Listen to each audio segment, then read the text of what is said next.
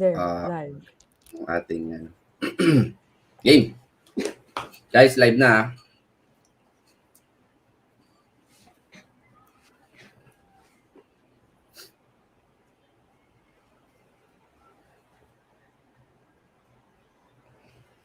Live na. Live na, live na. Yon, live na pala.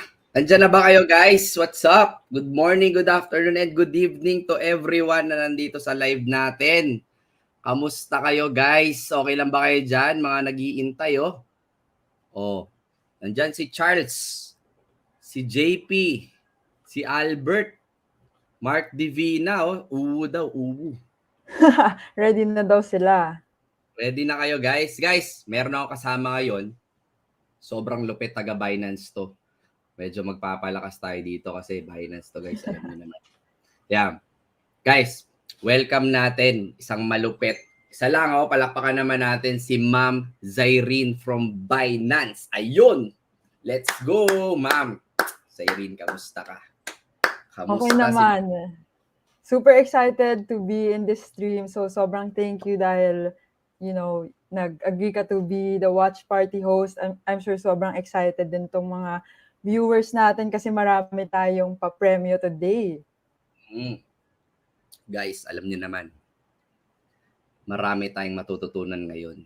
Sobrang tindi ng pag-uusapan natin ngayon. And about BNB chain, about blockchain technology, DeFi, at kung ano-ano pa. And may mga speakers tayo ngayon na matitindi. And may nabasa ko kanina, Ma'am Zairine, ni-ready na raw niya yung paper and pen niya. Ready na siya mag-take notes kasi talagang gusto niya matuto about blockchain technology, about BNB chain. Nakakatuwa yung mga natin ngayon, audience. And if makinig ka, I think sobrang laki ng chance mo manalo ng mga prizes kasi yung mga questions natin galing sa watch party today. So if nakinig ka, sure, easy win yan. And madali lang manalo. Tama.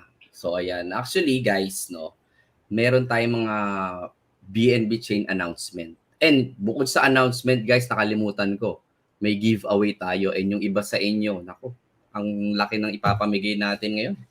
Nasa 700 BUSD guys. Just imagine. Hindi biro yun malaking tulong yun. At kahit hati-hatiin pa natin yan, kahit tig 2K lang, walang problema guys, hintayin nyo. Meron tayong pag-giveaway. And bukod doon guys, may announcement tayo, pati yung Revelation Hackathon winners, which is kayo yun Pero bago yan, syempre, Ma'am Zairine, what if magpa-giveaway na kaya muna tayo ngayon, Ano sa tingin mo? Tama. Feel ko deserve to ng mga early birds natin, yung mga fans na wala pang 5:30, nag-hello na, di ba? So, sige. I think we can do a giveaway. Ang malupit dito, hindi pa tayo nasisimula, nandiyan na sila. Kaya ito, actually, naka-live din tayo guys, hindi lang sa YouTube, pati sa TikTok, naka-live tayo. Kaway-kaway kayo dyan, mga nasa TikTok. Pwede kayong sumilip din sa YouTube guys, if you want So para both channels makita ng lahat, nasa 2.5 million yung ating followers and subscribers, both YouTube and TikTok. And ito na nga guys, magtatanong ako, mamimili kami sa comment section, okay? Magkano ba mamang una nating ibibigay sa first question natin? Okay, so first question, 40 BUSD sa pipiliin ni Marvin na sagot. 40 BUSD? Naku, parang 2,000 plus pesos yun Malaki-laki yun Guys, ready na ba kayo sa unang question natin? Comment nga kayo dyan. Ready na daw sila sabi ni Kai Jean. Si JP Dugenya, ready na raw. Si Cherry Linggao, Maureen Enriquez. Nako, dami. Glenmore. Ma'am Sai, dami, grabe. Itanong ko na ba yung first question natin? Okay, sorry, mechanic lang. Sa sample answer nyo, kailangan nyo isama yung BUID nyo and the answer para madali natin i-distribute yung mga prizes nyo. Okay. So, yes. Okay, go. Ready na. First question. Guys, narinig yung sabi ni Ma'am Zai, sa sagot nyo, ilagay nyo doon yung Binance UID nyo. Ito yung makikita mo sa app, di ba? Na number, yung parang ID number mo. Yun guys. Binance UID. So kung wala ka pa, mag-register ka na, may mga link dyan sa mga channels ko, no? So, first question. Kung nakatuto ka sa channel ko, sigurado alam mo to. Ma'am Zai, tanungin ko na. Ikaw sa question Ako na mamaya. bahalang. Ako muna ngayon. Okay. Bago ko itanong to, ayan na. Dito, mamimigay tayo ng 400 BUSD. Okay? 40. And then, 400, di ba? 400 sa watch party, yes. Pero sa watch first question, 40. Oo, tama. And then guys, sa Telegram group ng BNB Chain Filipino, doon naman mamimigay naman tayo ng 300 BUSD. Okay? So actually ako kakapasok ko lang doon, pumasok ako sa BNB Chain Filipino na Telegram. Kung may Telegram ka, pasok ka lang doon, mamaya doon kami mamimigay. Pero ngayon, unahin ko na muna. Ayan guys, andyan pala yung link BNB Chain Filipino. And now, okay, first question tayo. Usapang channel ko muna since nandito kayo, yung mga nakaabang dyan, yung mga lagi nagko-comment dyan sa TikTok, sa IG, sa YouTube. Ayan. First question, kung nakatuto ka, ano to? Ano ang title? Okay. Tandaan nyo yung sagot kasama yung BUID. Ano ang title ng music video na nirelease ko? Neto lang, kaka-release ko lang, days pa lang. Ano yung title? Yan. Lagay nyo yung sagot sa comment section, mamimili po yung aming mga staff. And then, kokontakin kayo kung sino yung nanalo. Ayan. Namili Okay na? guys, if nanonood kayo ng music ni Sir Marvin, sobrang okay, may mga sumasagot na. Sagot na. Although, Anong paro-paro, baka G? hindi tama. Hindi ako matanon. Ayan. Meron na? BUID, Guys, BUID. dami kasing mga staff dito sa office eh. Dito sa left and sa right. Jape, okay na Jape? May napili? Okay, may napili. Sino yung nauna? I-announce na ba natin yun, ma'am, agad? Okay lang naman, may time pa naman. Okay lang i-announce? Mm-mm. Ano bang... sige. Jape. Dapat yung may UID kasi kung sumagot ka, hindi namin alam yung UID, ha? Palista na lang, Ma'am Zai, ha, nung panalo natin, ha? I-ano mo sa akin, Jape. Pakibulong nga dito, pakibulong. Dali. Dapat, sobrang bilis. Parang ano. Ayun. Wait lang. Guys, ito na. Ang nanalo, 40 BUSD. Ito na. Ang nanalo ay si Jose Marie Kalaykay. May ID na 298774691. Nanalo ka ng 40 BUSD. Congratulations sa'yo. Ang tamang sagot ay Taka Saglit. Panis. Eto, okay. Shout out. Shout out sa'yo. Sige, tama yun. Ilagay mo sa Telegram. Congratulations, 40 BUSD. Okay, second question na. Agad-agad. Second question na agad. Ito na ang tanong natin for today's video. Tanong ko na, ma'am. Si Ma'am Zai. Guys, tingnan nyo naman si Ma'am Zai. Maganda ba si Ma'am Zai? Tingnan nyo naman. Thank you. Okay, siyempre kasi minsan lang ako dito. So, kailangan maayos tayo. Dalasan mo, Ma'am Zai, dito sa pagdalaw sa channel ko, ha? Siyempre, fan na ako ngayon. Isi-stream ko na yung music ni Marvin mamaya. Ito na. Ito matindi. Speaking of music video, my second question. Ito na, guys. 5 syempre yung artist nun. Yung kumanta. Ang tanong, sino yung 5 artist na kumanta ng Taka Saglit? Mananalo ng 40 BUSD. Ayan, i-type nyo sa comment section yung sagot nyo, guys. Guys, check nyo kung sinong malupit na makakasagot ng 5 artist na kumanta ng Taka Saglit music video. Ayan. Grabe, ilang likes type yan. Nasa 5,000, almost 6,000 likes na tayo sa TikTok, guys. Binabati ko lahat ng nasa TikTok live ngayon and sa YouTube. Congrats sa mga mananalo. Ayan. O hindi si 5, Rendon Salvador yun. 5 artists. 5. 5 artists daw. Parang Ma'am, may tumama pero walang BUID. Sayang. Naku, sayang. I-type nyo with BUID, guys. With BUID yung... Meron na? Ito. Announce the Excuse winner. me. Sarap. Oh, i-announce mo yung winner, bro, Jeeps. Oo.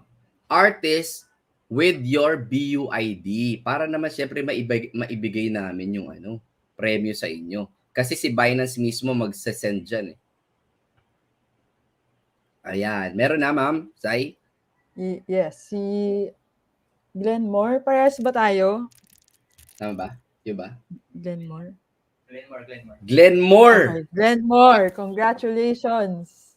Glenmore Fabros. Oy, konti na lang. Fabis na. Yan. Tama, si Nick Makino, Mysterio, Jake Piedad, Grad the Great, and JSE Morning Star with R. Yeah. With R. Ayan, congratulations sa'yo. Okay, meron pa tayong natitirang 3 questions, Ma'am Zai. Ikaw naman ang magtanong. Okay, so for our next question, so medyo tungkol naman to sa BNB chain or sa Binance, kaya maswerte kayo if mabilis kayo mag-type, mabilis kayo mag-Google, or fan na kayo ng BNB chain. So, ang question natin ay, first, share what you know about BNB chain. So, ano sa tingin yung BNB chain? Ano ba topics natin today? Share Kasama what ng BUID. So, kalimutan. Ano sa tingin nyo ang BNB chain? Ano ba yun? Tama ba, ma'am? Mm. Ano ba yun? Ano nga ba yun, Ma'am Zai? Mamaya. Hintayin natin yung comments. Grabe, ang daming early bird Digital ngayon. money daw? Digital money? O, sabi ni Trading Brian, platform? trading platform. O, sabi naman ni Eddie Boy, BNB Smart Chain. Oh.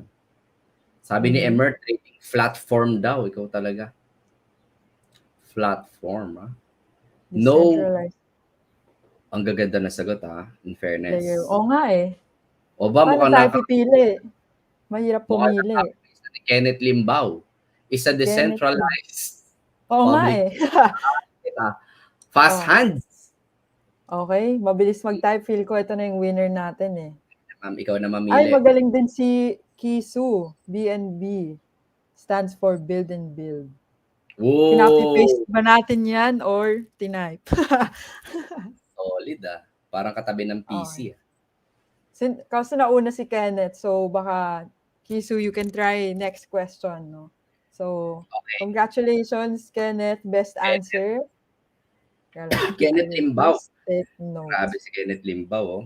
Grabe ka. Fast hands ba talaga to? Or fast Google hands? Fast Google and copy. Wala naman tayong rules eh. Ang importante, maganda yung sagot. Basta nauna. Next question, guys. Another 40 BUSD for you. Ayan. Mamaya, meron pa tayo ha. Ito, intro giveaway lang to. Meron pa mamaya. After nitong pag-aaralan natin. Ma'am Zai, ano yung next question natin? Next question. Ano yung 2 chains na pinagsama to make BNB chain? Pabilisan type sa Google kung hindi nyo alam.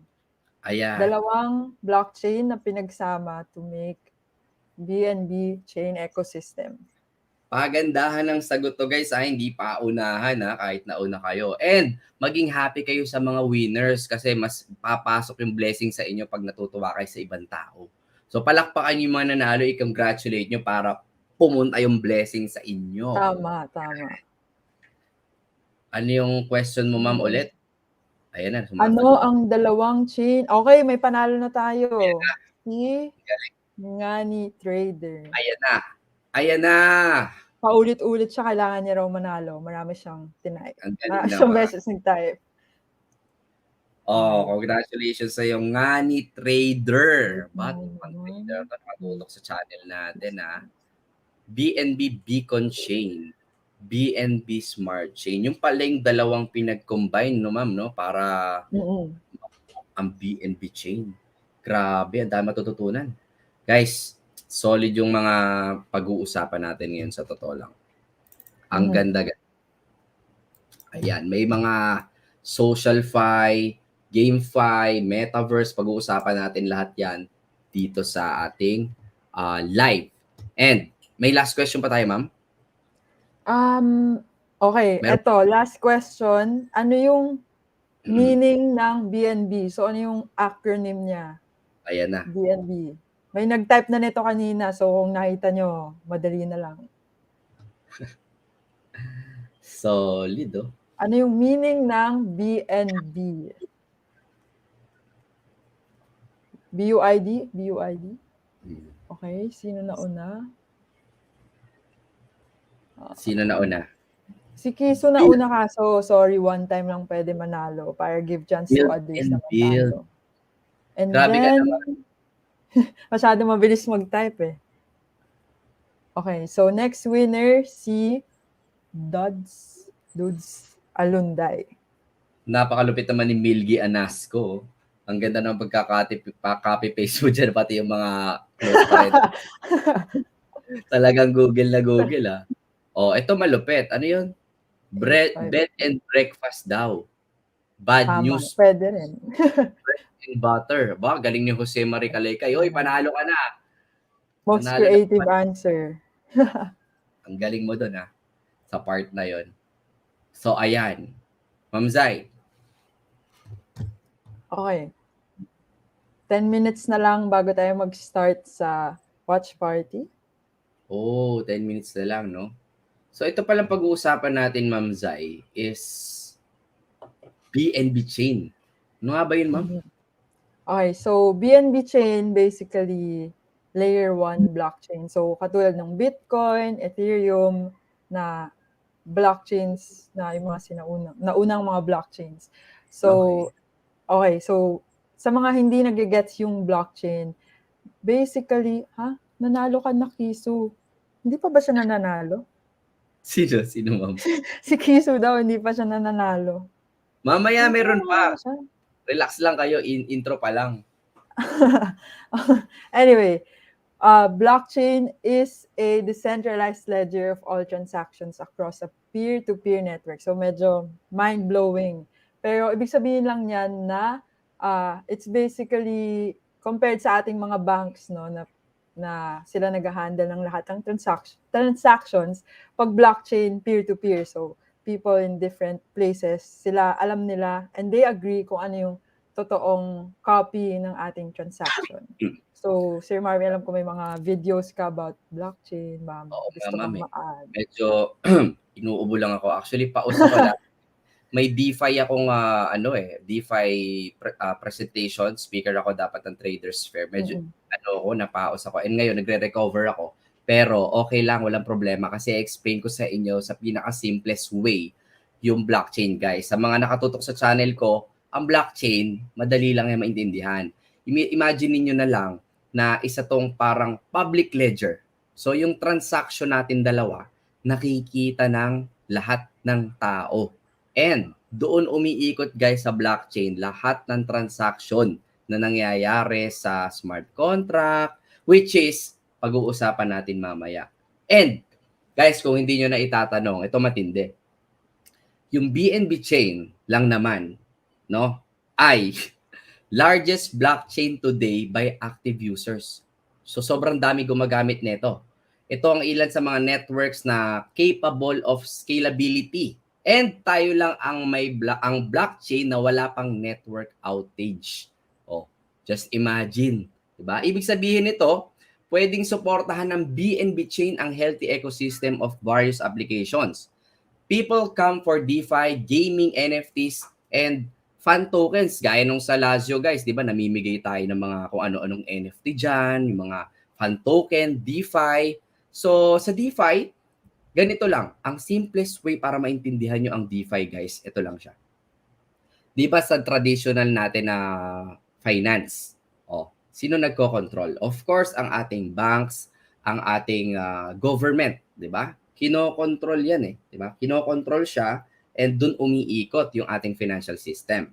Merong sila yung nag-handle. Now, parang ang gagawin mo lang naman sa DeFi or blockchain, tatanggalin mo sila. Ipapalit mo lang yung blockchain. Parang sila ang nagmi-middleman. Okay? Ano ang disadvantage and advantages nun? Siyempre, madami. Dahil unang-una, yung mga fees mas bababa. Kasi syempre, ito ang daming dinadaanan. May agents, may middleman. So, pag sa DeFi na tayo, guys, syempre, mas maganda. Mas malaki din yung ating possible maging earnings. Kaya nga, ang lalaki ng percentages ng mga APYs, di ba? Yung mga kino-content natin. Di ba, Ma'am Zai? So, ayun. Tama ba ba? Tama. Sobrang galing ni Boss Marvin mag-explain, kaya nagigets ko kung bakit ang daming fans dito na, sobrang support kay Sir Marvin. No? And then, so tama naman si Sir Marvin na marami talagang possible benefits tong blockchain. Nakikita natin sa applications ng GameFi, yung Axie Infinity. Kung hindi nyo alam, blockchain yon. So kung naglalaro kayo ng Axie Infinity. And marami pang opportunities sa GameFi space na mga play to earn built on blockchain para kumita at matuto, syempre. So hindi pwedeng nagwawaldas na tayo ng pera na di natin alam yung pinapasok natin. No? Tama. So guys, baka meron kayong mga dyan, mga questions na gustong itanong ngayon. I-comment nyo lang para masagot. Okay? Habang naghihintay tayo. Ma'am, ilang minutes na lang ba para mag-start yung ating live? Nako, grabe yung speaker dito, guys. I know. 9 minutes. 9 minutes pa? Okay. Guys, ito para abangan nyo. I know kilala nyo, sabihin ko yung isa sa mga speakers natin dito. Okay. Isa sa mga magsasalita dito sa panel na to. Pwede ko naman sabihin, ma'am, di ba? Oh. One person reveal lang. One person reveal lang tayo. One person reveal. Isa sa mga magsasalita dito sa live natin, walang iba kung hindi si CZ. Sino dito nakakakilala kay CZ? Meron ba? May nakakilala ba kay CZ? May nag-comment yata ng CZ kanina, so feeling ko kilala niya. Sino daw ba si CZ? Guys, si Vitalik. Si Elon Musk. Si Elon Musk to. Yan, sabi ni Crypto Addict. Oy, shout out sa iyo, Crypto Addict. Isa sa mga matitinding influencers ng TikTok, ma'am, nanonood sa atin ngayon. Ayan, si Crypto Addict. At ang sabi niya, CZ daw ng Binance. Yes, you guys are correct, no? The founder and CEO of Binance. Okay. Magsasalita ngayon sa live dito ni Marvin Favis Channel. Let's go! Grabe! Big time na si Marvin, no? Ang lakas nyo. Mas big times yung mga fans ko, ma'am. Alam mo, sobrang grabe makasupport tong mga to. As in. Solid. Kakapost ko lang. Comment na sila agad. Etong sabi daw niya, CZ daw. CZ. Yung spelling pa niya, SISS. Nice try daw. Nice try. Nice try. Oh, big time daw, sabi ni Glenmore Fabros. Guys, konting time na lang, maririnig na natin yung mga speakers. And promise, marami tayong matututunan. Ako mismo, ang dami ko pang hindi alam. Kaya ako mismo manonood ako nitong live na to. Guys, mag-take note na kayo. Kung gusto nyo, i-record nyo to, screen recording nyo. Kasi yung mga knowledge na makukuha nyo rito is for the future. Ako nga, bukas babiyahe ako na Singapore hanggang June 5, no? May blockchain event doon. Ang reason ba't pupunta kami, of course, with the House of Crypto, ay dahil magagather kami ng knowledge and information doon, ibabato namin sa inyo. And I believe yung mga taga-Binance nandun din. Kausap ko si Sir Drew. Ayan. So excited ako, ma'am, no? Si CZ pala talaga, no? Magsasalita later. Nakakatuwa naman. Guys, malakas tayo kay CZ. Dito sa channel natin. Grabe. Let's go, House of Crypto, sabi ni Romel Celestino. Ma'am Zai, ano rin yan? House of Crypto din yan. Influencer din yan. Mga nanonood din sa atin. Starting pa lang ako thanks to Marvin dahil may exposure ako dito. Ay, grabe, ma'am. Di, kami nga ang nagpapasalamat sa iyo eh. 6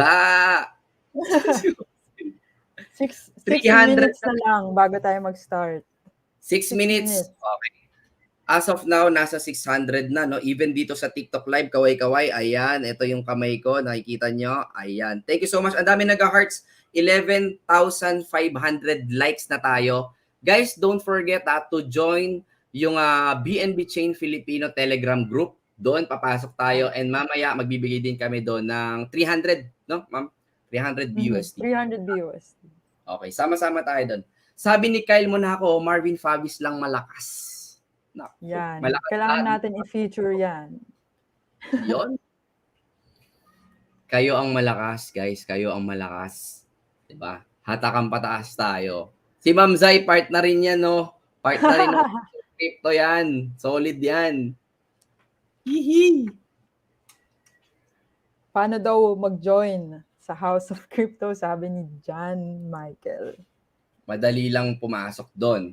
Sige, total, may time pa tayo. Madali lang. Una, kailangan nagki-crypto ka. Pangalawa, dapat good vibes ka. Natawa ako sa comment, sorry. Shorts reveal daw. Nako. Alam nyo kasi ma'am, nung nag-live ako sa ABS-CBN, in-interview ako doon ni Miss Ami Perez. Sobrang formal ko. Naka-coat pa ako. Oh. Pero naka-shorts ako. O, diba? Sexy. Oh, ano pa? Bukod doon, good vibes, bawal negative. Okay, maganda yung attitude, nakikipaghatakang pataas. And of course, tumutulong ka rin sa ibang tao. Okay, spread yung knowledge. Katulad nitong ginagawa ng BNB Chain, patuloy sila na nagbibigay ng knowledge sa atin para hindi tayo nahuhuli. Guys, kami lumilipad pa ng ibang bansa para lang makagather ng information and knowledge sa about crypto, about blockchain. Kaya namin pinapamahagi sa mga Pilipino para hindi tayo nahuhuli. Para lagi tayong updated and tayo rin mag-benefit sa ganda ng bagong technology ngayon. Lalong-lalo na ngayon, Web3. Di ba, Ma'am Zai? Yeah, actually, mayroon tayong talk about Web3. So, kung interesado kayong malaman kung anong mga exciting innovation sa Web3, kailangan nyo mag-stay tuned at makinig sa watch party na mag-start in 3 minutes. 3 minutes na lang. O guys, magbasa-basa muna tayo ng mga comments. Ayan, sa TikTok din, oh, dami rin nagko-comment dito, oh. May ginagawa akong animation para sa'yo, Idol Marvin. Uy, maraming salamat naman. Ayan, oh. Sa mga TikTok, guys, eto. Oh, naka-live din po tayo. Oh. Dito sa TikTok, papakita ko yung shorts ko. Oh, ayan, guys. Nako, yung mga YouTube, nagmi-miss out, hindi nila nakita. Shorts, sexy yan. Sexy, guys, sexy. Walang peklat yan. Walang web 4. Sabi Ernesto. Boss Marbs, Pakis. Oy, grabe. Halika dito. CZ. Yes, si CZ, guys, ha. Ano pa? Ay, Ma'am Zayo, may nanghihingi. Binance merch giveaways daw. Binance merch. Mayroon tayo sa Telegram. Binance Filipino Telegram. Mayroon tayong Google form doon na pwede kang manalo ng Binance merch. So, sali kayo. Wait lang, hanapin ko lang yung link. Jacket daw. Oh. Guys, gusto nyo na agad tong jacket? Nag-restock na kami sa mga Binance merch. So, stay tuned lang kayo kasi baka manalo kayo sa mga future giveaways natin. Actually, gusto ko nga rin ng Binance sweatshirt pero wala pa ako kaya naiinggit din ako kay Marvin ngayon. Galing to sa Dubai. Yes! Ay, nako. Ito. Solid. Actually, pag binigyan ako ni Ma'am Zai, guys, ng mga merch, ipapamigay ko sa inyo lahat yun. Ang alam, masuotin ko lahat yun. Namimigay kasi ako sa TikTok, ma'am, tsaka sa YouTube na kung ano-ano. Lahat na ata pinamigay ko. No? Boss Marv, pasakay sa Audi nyo. Walang problema. Halika dito sa Quezon City. Ayan. Ma'am, ilang minutes na lang tayo? 1 minute 30 seconds. Actually, pwede na natin. Yeah. Ganda ng jacket mo, Sir Marv. So, sabi ni Jemson Roble, isa sa mga supporters natin. Shoutout sa inyo lahat, ha, guys. Ha? Maraming salamat. And eto na. Mark. Okay ba yung audio? Na tayo. 1 minute na lang. 6 p.m. na. Sobrang excited ko dito. Dami ko matututunan. Ready Okay lang ba yung audio? Or hindi? Magsusulat tayo para marami tayong matutunan ngayon, guys. It's all about blockchain, DeFi, SocialFi, Metaverse, technology, and iba pa rin kasi pag nauuna ka sa balita, pag nauuna ka sa mga information, at least alam mo yung mga magagandang projects, alam mo sila, alam mong pakinabangan and alam mo mag-benefit doon sa technology na yon. Kaya kami nananalo because of course, nauuna sa knowledge. Gano'n naman. Oh, nawala si Marvin. Wait lang guys. I think na log out.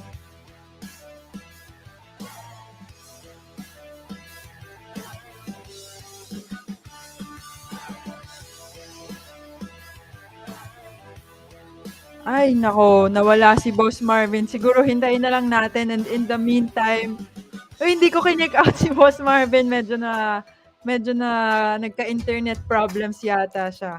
So, mag-stay tuned lang kayo guys and manood tayo sa BNB Chain Revelation Summit.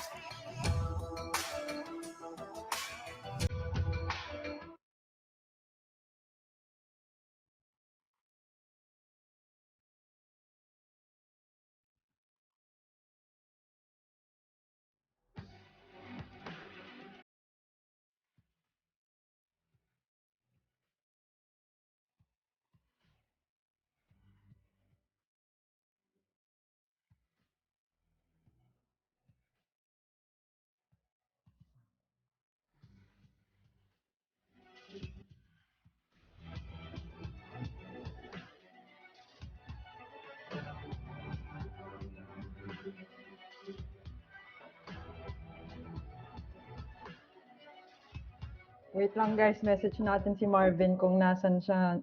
Okay, Hi, makinig na good muna morning, tayo good dahil afternoon, nagsistart good na. evening, everyone. My name is Gwendolyn Regina, Investment Director in BNB Chain. And before we kick off today, we have two messages from our Chief Scientist, as well as K, our Chief Ecosystem Pilot, before we start the show. Hi, dear BNB fellows. This is V, Chief Scientist at BNB Chain. I've been leading research and architecture in BNB Chain's core dev team since the very inception of our protocol. It's been an incredible honor for me to lead the tech team for BNB Chain, helping to create one of the world's most innovative and robust blockchain architectures. We've just surpassed 3 billion transactions and without having any downtime. For such a nascent technology, in an industry where we hear about tech problems relatively frequently, this is a source of immense pride for the team. We know this technical reliability is fundamental for the developers in our ecosystem. It is the solid rock upon which they can build innovative dApps, easy-to-use tooling, and to take advantage of the immense liquidity provided by our broader ecosystem, which includes, of course, the world's biggest crypto exchange, Binance. We'll talk a lot about the tech roadmap at this summit, the first one since our rebranding of BSC to BNB Chain earlier this year. That's also why I thought it is about time for me to talk to you guys. This is not a small thing. Satoshi isn't the only one who is eager to keep a low, well, very low key. I'm also not very fond of the spotlight. I prefer to work in the background and let the quality of our implementation, the extremely solid architecture, and best-in-class research to speak on my behalf, and on behalf of the broader tech teams within the BNB ecosystem. I and the core team guys are proud of our work. Like what Wreck-It Ralph said, BNB Chain doesn't need a medal to say it does good for the blockchain community.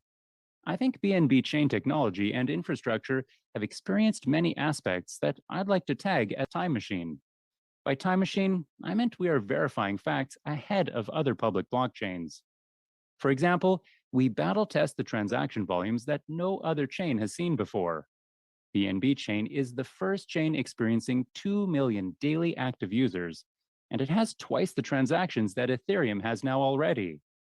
We have improved in many ways to allow BNB Chain to have a large block size so that we can achieve higher throughput. Ethereum block size is 30 million now, Polygon is 30 million now, and BNB Chain is 125 million in Q2 and will go to 200 million in Q3. We also bring several infrastructure providers with us to allow for massive user adoption. Etherscan team has seen many more visiting users, much more and much faster blockchain data produced to index on BSC scan. The Graph and Dune analytics are leveling up themselves to handle these too. I'd love to thank a few teams in the community, such as NodeReal, Anchor, and Zacray, for working on the BNB Smart Chain, the new development we'll talk a lot about today. BNB application sidechains, and zero knowledge-based rollups, which they and several others have been working together with the core team as well. By the way, we are hiring. The team is still not as large as it should be, so if you are interested, please do apply. There are plenty of roles open. Go to bnbchain.world and then jobs at the footer. But it's not all roses. I'd like to share with you the points we haven't done as well. It's important to have this transparency with the community so you can also help us improve. I believe we did a very poor job on developer education and relationship management. It has caused a lot of misunderstandings about BNB Chain and its ecosystem. I would like to clarify it a bit today. A key point to highlight, not purely on technology, but related to technology, is how to protect users from hacks and rug pulls. Other chains may be different, but BNB Chain is doing things the entire industry would like to achieve, which is to attract the highest number of new crypto users while still offering a low barrier for developers to create things on it.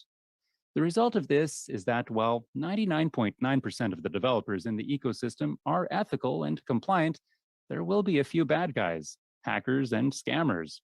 Simply because it's easy to build on BNB, and we're a completely public chain.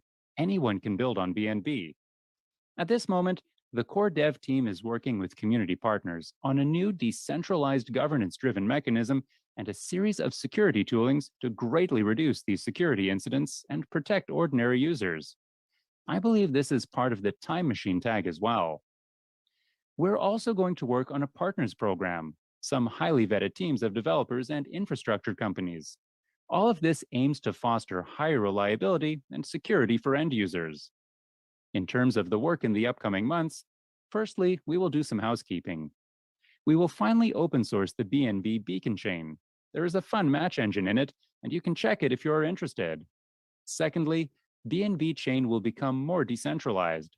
Both BNB Beacon Chain and BNB Smart Chain will double or triple the validator set this year. The Euler upgrade happens in a few weeks and will enable BNB Smart Chain to do that first. There will still be heavy lifting on capacity optimization. We will have a client version with parallel EVM built in. Our initial test showed at least 25% performance improvement. Application sidechains will be another area. This is the one I'd like to highlight a bit. The whole public blockchain faces a problem that has not been treated very seriously by the mainstream. It is the storage problem. It has been somewhat noticed by the Ethereum pioneers, but not widely addressed. Blockchain was invented as a decentralized ledger. As a ledger, it is best to save financial or other critical data. Now all chains are already challenged by the ever-increasing data size for the ledger and different smart contracts, let alone putting other non-financial related data on-chain. I don't believe it is practical to put, say, all the Twitter data onto any existing popular public blockchain. So we need application-dedicated infrastructure, not only to address computing power concerns, but also regarding the data storage concern.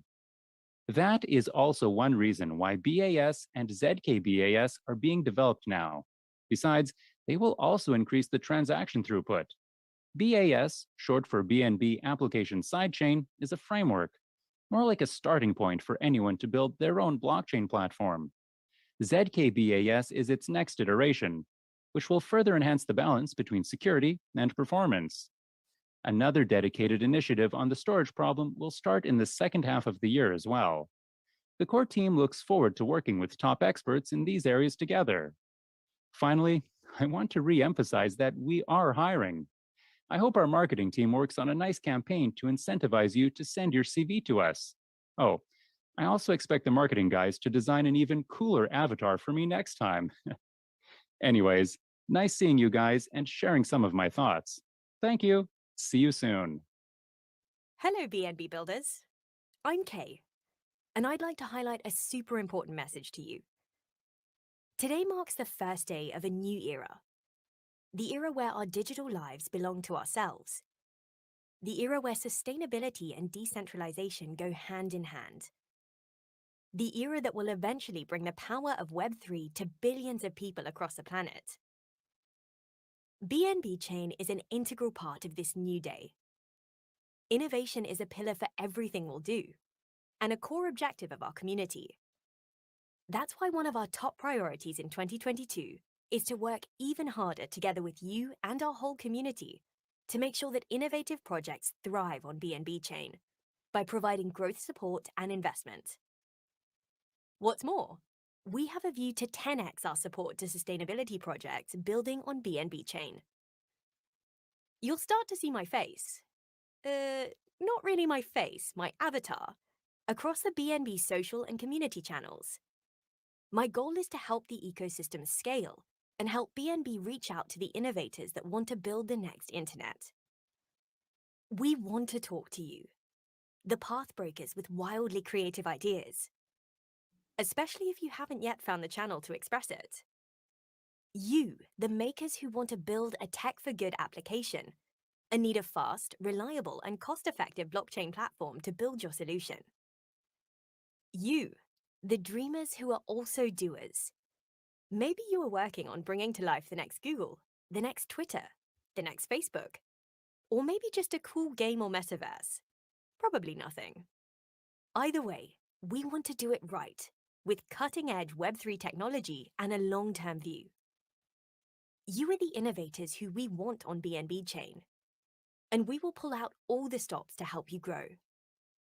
You'll be joining forces with BNB's vibrant ecosystem of builders and the world's largest user base. It's the blockchain platform that has the highest amount of transactions on record, close to 3 billion, and 1,300 dApps. And there has never been a glitch. No downtime.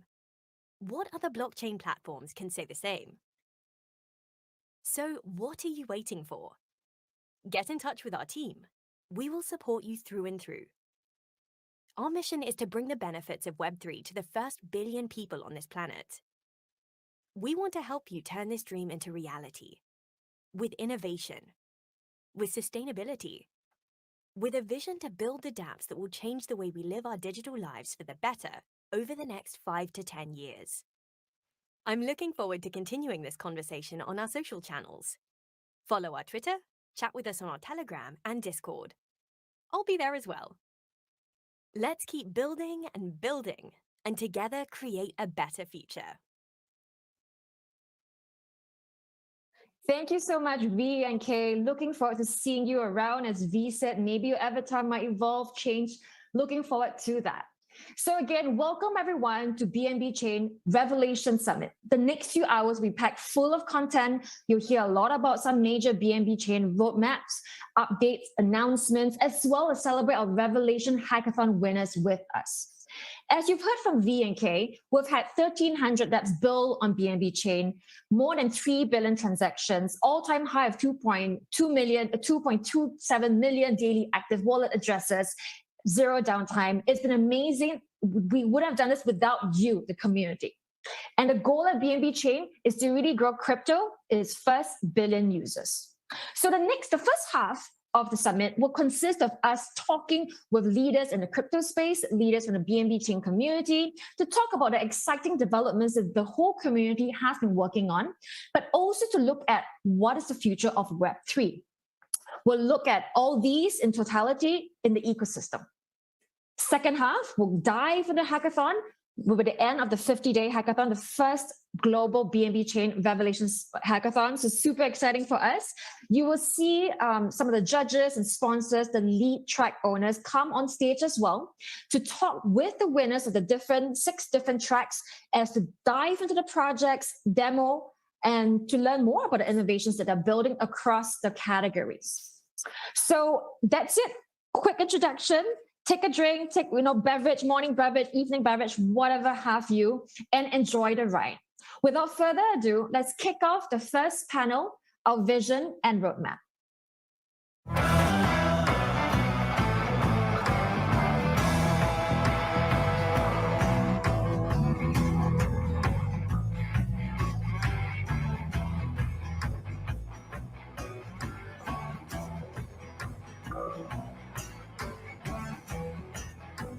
Amazing. So now let's get into vision and roadmap.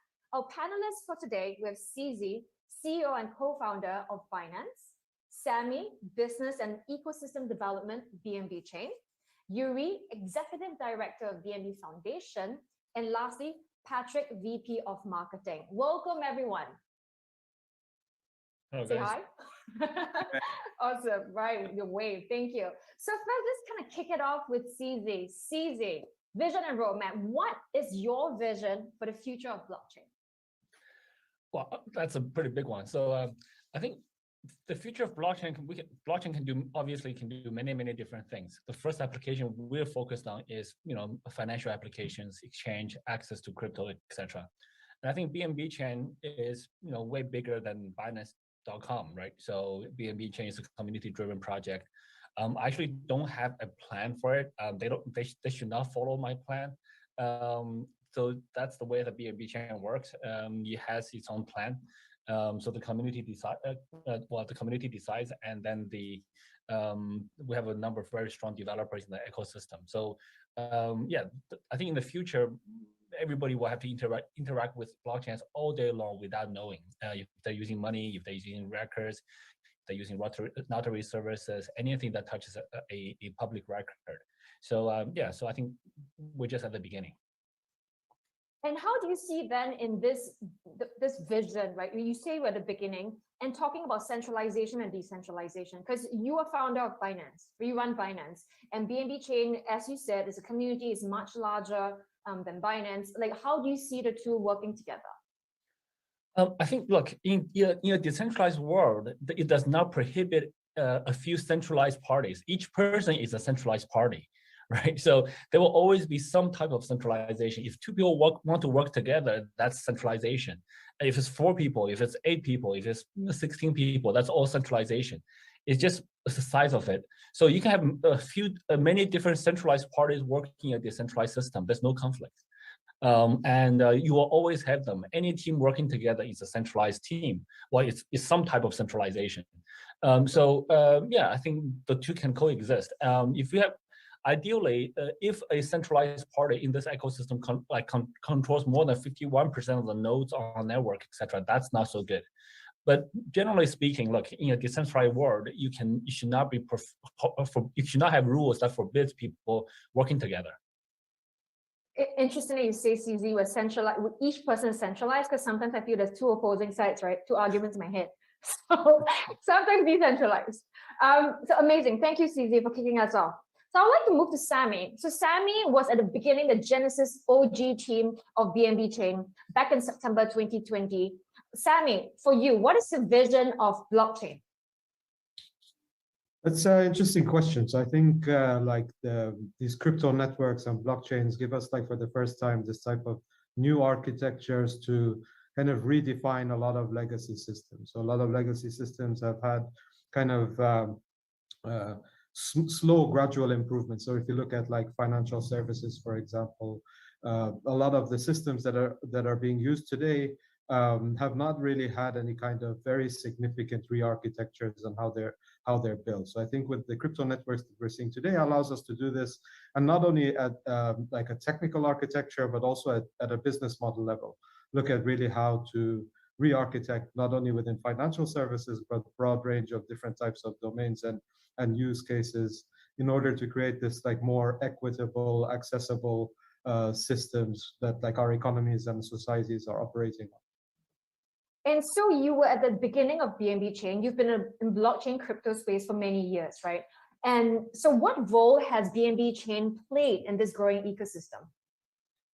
That's a great question. So I think it's really for the BNB chain community and the core contributors team, the focus has always been about driving crypto adoption.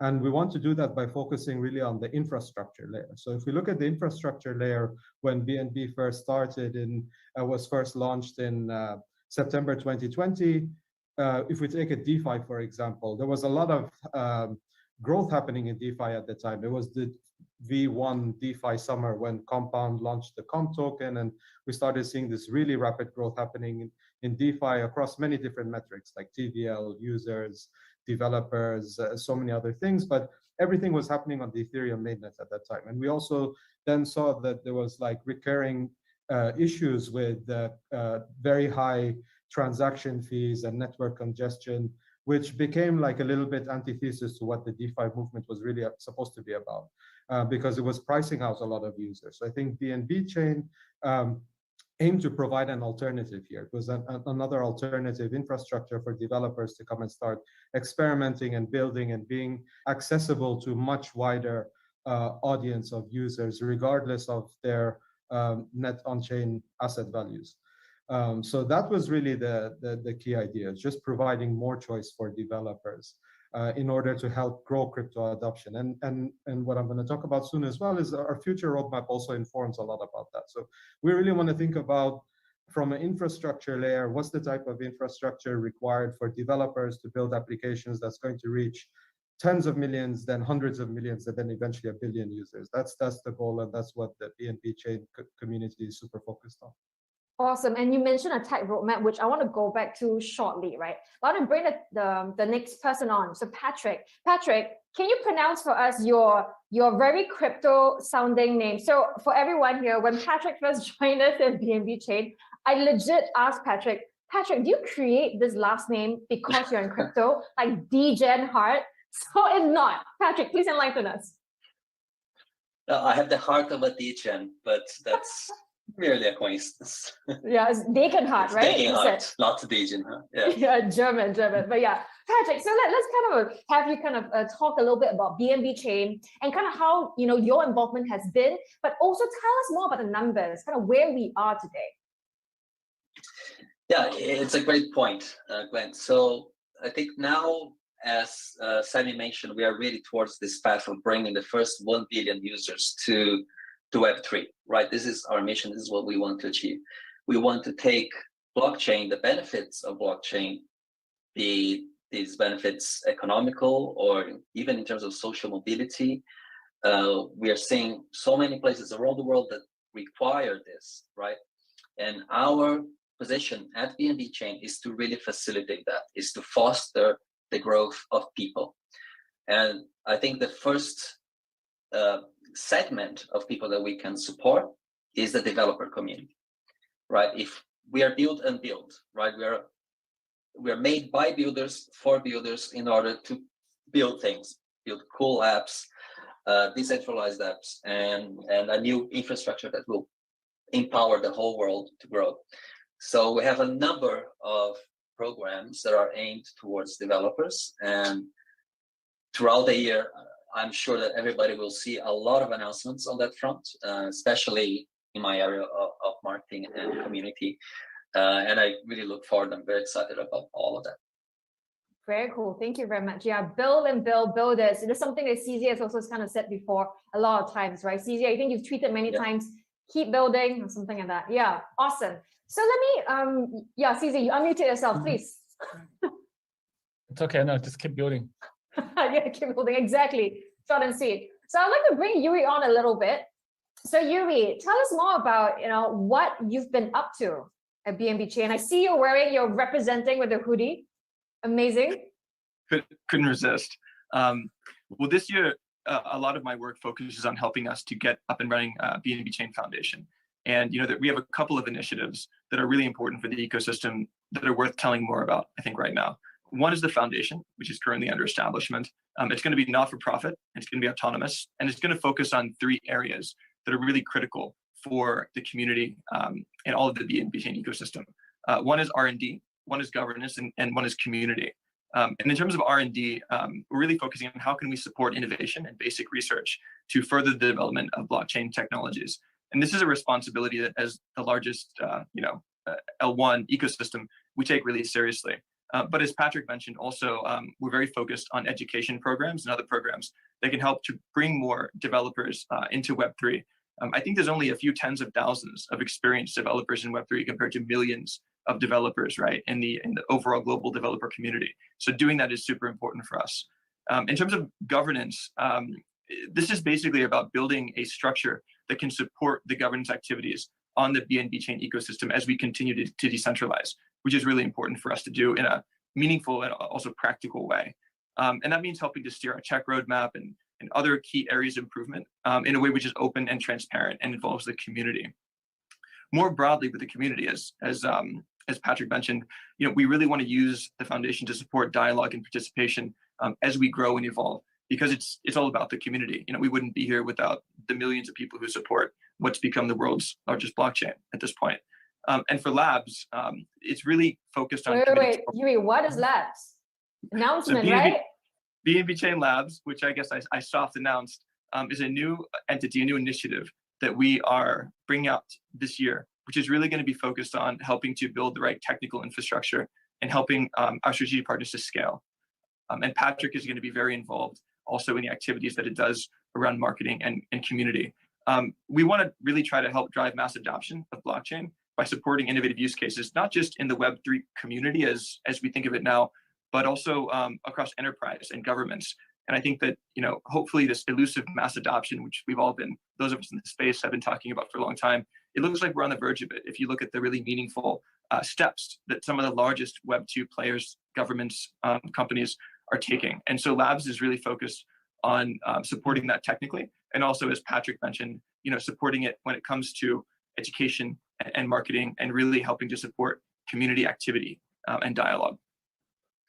Awesome, thank you. So I would love to kind of bring it back then to Sammy, right? Because we've talked about builders, Patrick mentioned builders, Yuri talking about community as well. Sammy, you mentioned precisely earlier the tech roadmap. I would love for you to share more now. I think you're sharing screen. Yeah, so just want to share a little bit of information around the tech roadmap. So I touched upon a couple of the key points earlier. So really like the experience that the BNB chain community has gone through and this journey since the launch of the network through reaching the position of the most used blockchain by number of daily active users, weekly active users, monthly active users, and now fast approaching 3 billion transactions processed through the network.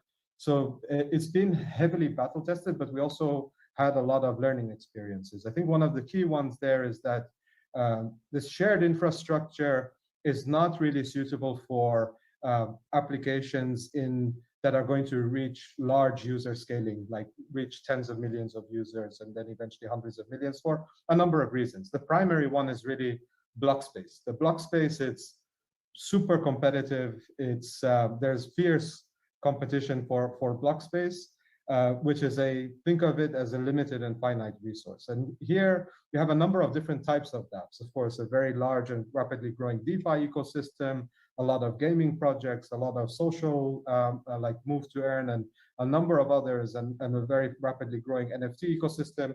And all of these dApps competing for exactly the same resource. But the important point here is like not all the dApps are made equal.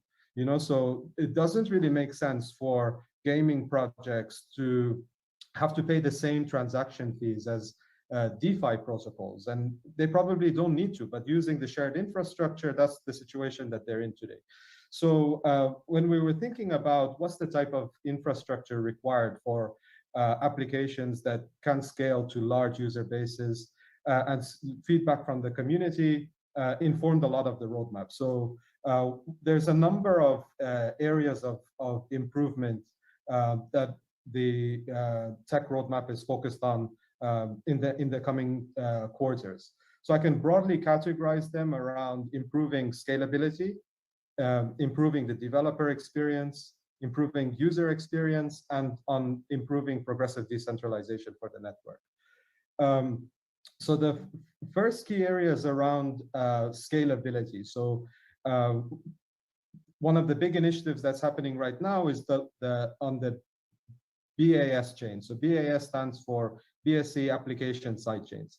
So this is infrastructure, dedicated chains that will, application-specific chains that will be very suitable infrastructure for especially gaming applications, but others as well, including social and others, that will provide the infrastructure to support like really large user scaling and many other benefits as well. So for example, fast transaction finality, much higher TPS, and because it's a dedicated chain, the tenants of those chains, the developers and developer teams and projects are not going to be competing for that block space in the same way that they are doing on shared infrastructure.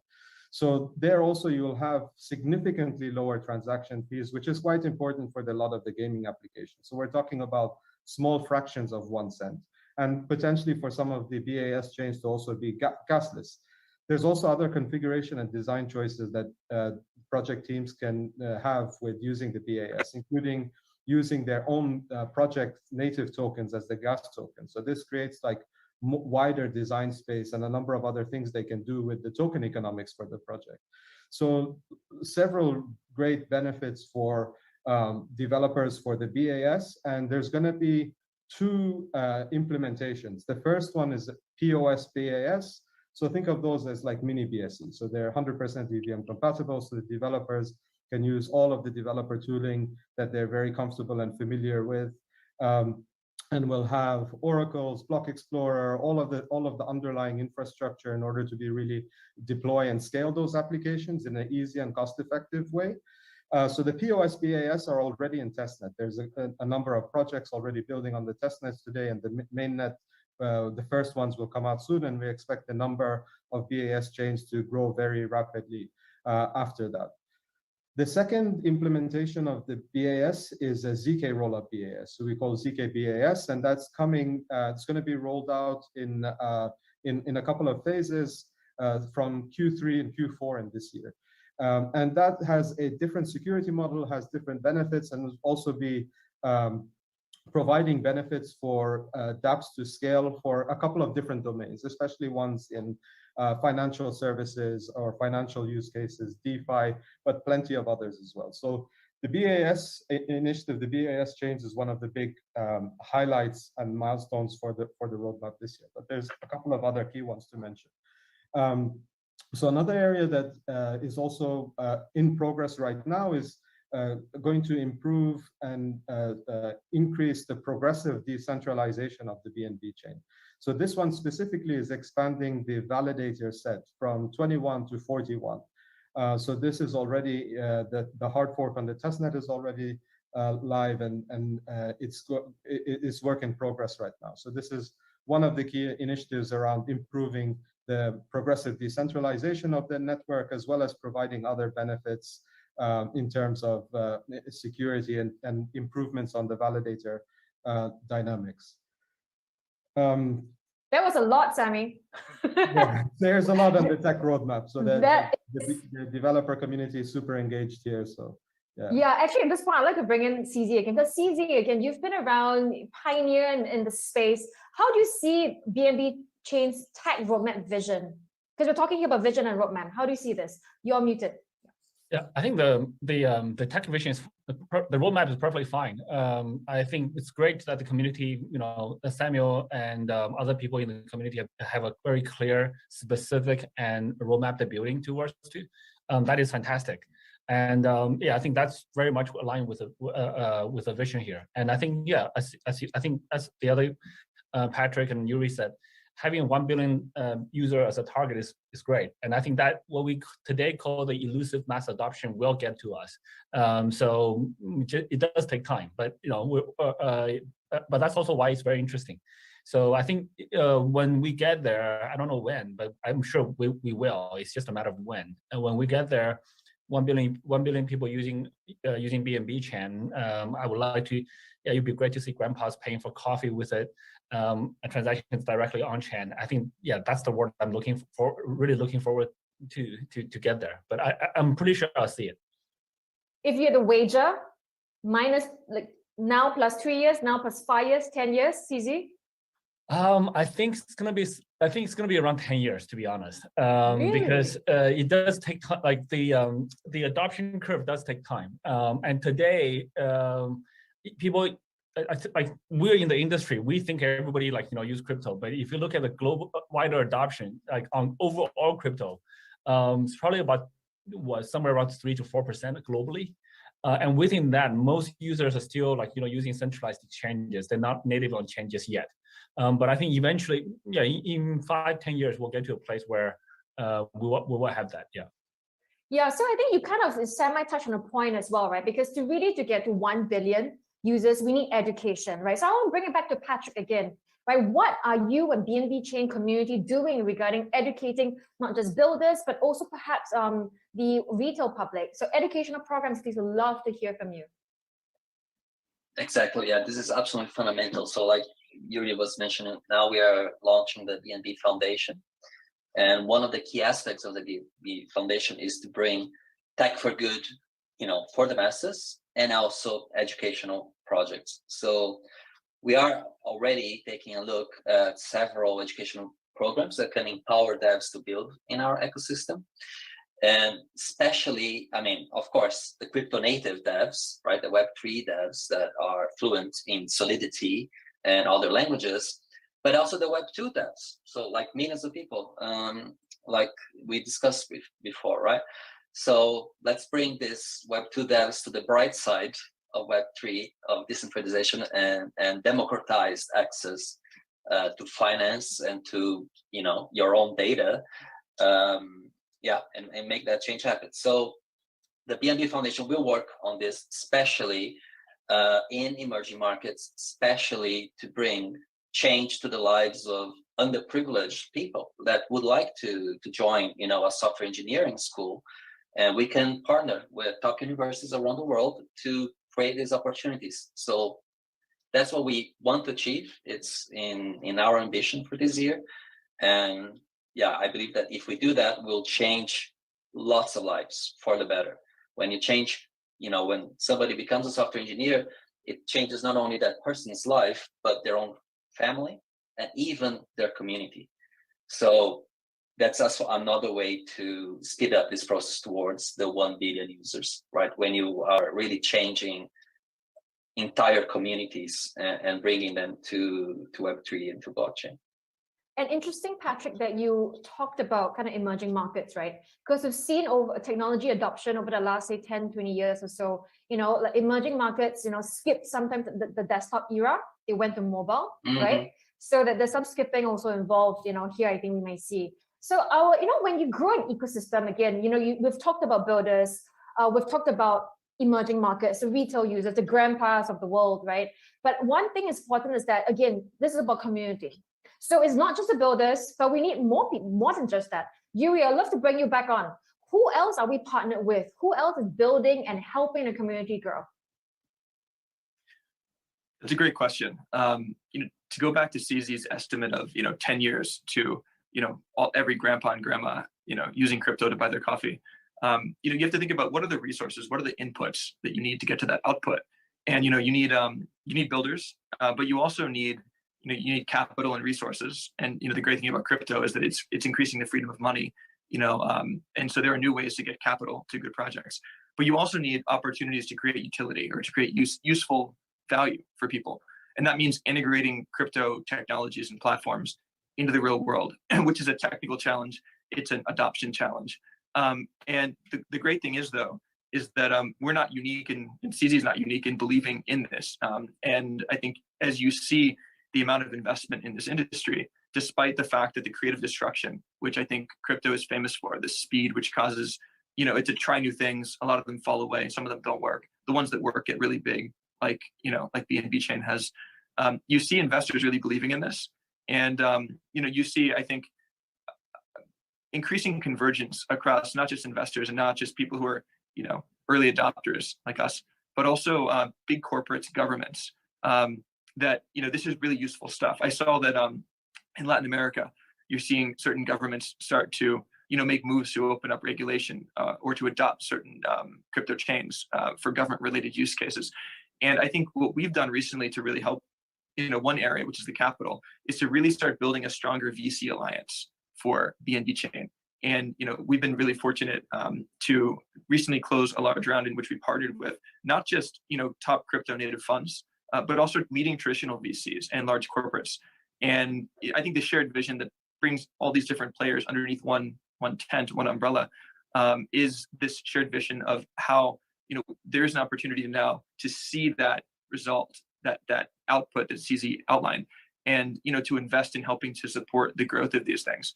We are actively continuing to strengthen our VC alliance. So if anybody wants to discuss more about this, please do reach out. But I think that ultimately it's about pulling together these resources so that the ecosystem can go from a few million early adopters who are really passionate to something which touches the lives of eventually everybody, but probably behind user experiences where you don't have to think about the crypto. I think that's where we're going. Thank you so much. So kind of one of the last few minutes to kind of wrap up this vision and roadmap panel, right? I want to bring it back to Sami again. You've been at the forefront, core of a lot of the ecosystem building. What else can we be, expecting soon. Yeah, so just on that point, I want to respectfully disagree with CZ here because he mentioned 10 years, and definitely we're like at early stages for sure. But I think that we can see it happen in a much more shorter time frame than that. Maybe it could be like 1 year, maybe a little bit more, but I think like 10 years being quite a conservative, but we're going to work super hard to make sure it's going to happen sooner than later. I mean, the whole thing, Sammy, is that, we can 10x it, right? Right? You always say in tech, let's 10x that vision. So we're going to 10x CZU. Yeah, but I think 1 year is going to be very tough, to be honest. I think, but 10 years, people tend to underestimate what can happen in 10 years, right? And people overestimate what can happen in 1 year. So I think somewhere between there, hopefully. Yeah. Amazing. Yes, amazing. So let's close with that. A lot of people underestimate what we can do in actually any amount of time, I would say. Let's not underestimate ourselves. I think I would like to say that. So thank you all again for joining this panel. CZ, Sammy, Patrick, Yuri. Thank you all for listening to the Vision and Roadmap panel. Upcoming is Sidechains. So stay tuned. Okay. So, mukhang nanonosebleed na yung audience natin. Kailangan daw nilang i-explain ni Boss Marvin in Tagalog. Kamusta kayo guys? Sige, gagawa tayo ng Tagalog version. Pero ang ganda ng ng mga nangyayari Ano sasalita na ba si Gwendolyn? For Okay now lang. on BAS. So he's going to moderate our next panel. Alvin, please. Thanks, Gwen, for the intro. Well, now we are on to the featured, highlight of today, which is really the panel talking about BAS, which you would have heard about, throughout the entire sessions. With this BNB application sidechain. So very, very exciting. I would say the most exciting thing that's going to happen on BNB chain this year. So we've got distinguished guests on this panel. We've got Sammy from BNB chain. We've got Stanley from Anchor, Michael from Seller, Freddie from NodeReal. And we've also got two of our pilot projects, Harry from Galaxy, as well as Taylor from Meta Apes. So lots of people here ready to give insights on BAS. Let's kick off, right? Maybe first with Sammy. So Sammy, you briefly covered BAS, but some of them may have just joined to listen to this channel. So why don't you give us a brief description of what BAS is? Sure, definitely happy to do that, Alvin. So BAS is like abbreviation for BNB application sidechains. It's basically dedicated blockchain infrastructure for developer teams and projects that want to build dApps that scale to very large number of users. So we're talking about the tens of millions and then eventually like reaching hundreds of millions of users. So one of the things that we realized is on the current BSC chain, the BNB smart chain, it's a shared infrastructure used by a wide variety of different dApps. So there's a lot of DeFi dApps, there's a lot of NFT projects, there's a lot of gaming projects there as well. But that created some issues. So it's basically intense competition for the block space. So of course, for certain types of projects, especially ones like gaming or social fi applications and a few others that really require infrastructure that can support large user scaling, it's clear that they need to have their own dedicated infrastructure, and using shared infrastructure has a number of downsides. So with the BAS chains really aims to solve that, provides this highly scalable infrastructure that has fast finality for transactions, fast transaction speed, and super low fees. So it will be orders of magnitude lower compared to the BNB smart chain transaction fees, which some of you may know is like around 20 to 30 cents, depending on the BNB price. But for the BAS chains, we're talking about small fractions of 1 cent and potentially even gasless. So a lot of these configurations can also be done by the tenants of the chain, so the developers or the project teams that are building on a specific BAS chain. So the BAS chain, other important points to mention about it is that they have their own independent set of validators that the project teams can also bring their own validators or bring in other specialized validator operators. Another very important feature about the BAS chains is that they can use any token for the gas token. So this has a lot of benefits for games, especially. So games can use their own native token within the games as the gas token for the BAS chain, which provides a much wider design space around developing the token economics for the projects. So in a high-level summary, those are the big benefits, and we're super excited about this because we really see this as being one of the key ways that we can really drive large user scaling through applications, which has been very challenging with the shared infra chain so far. So here's the text roadmap slide, which I shared earlier.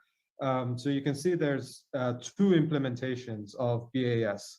The first one, which we're going to be talking a lot about in this session, is the POS BAS chain. So think of those as like mini BSC. They're very similar in terms of chain architecture, forked from Geth client.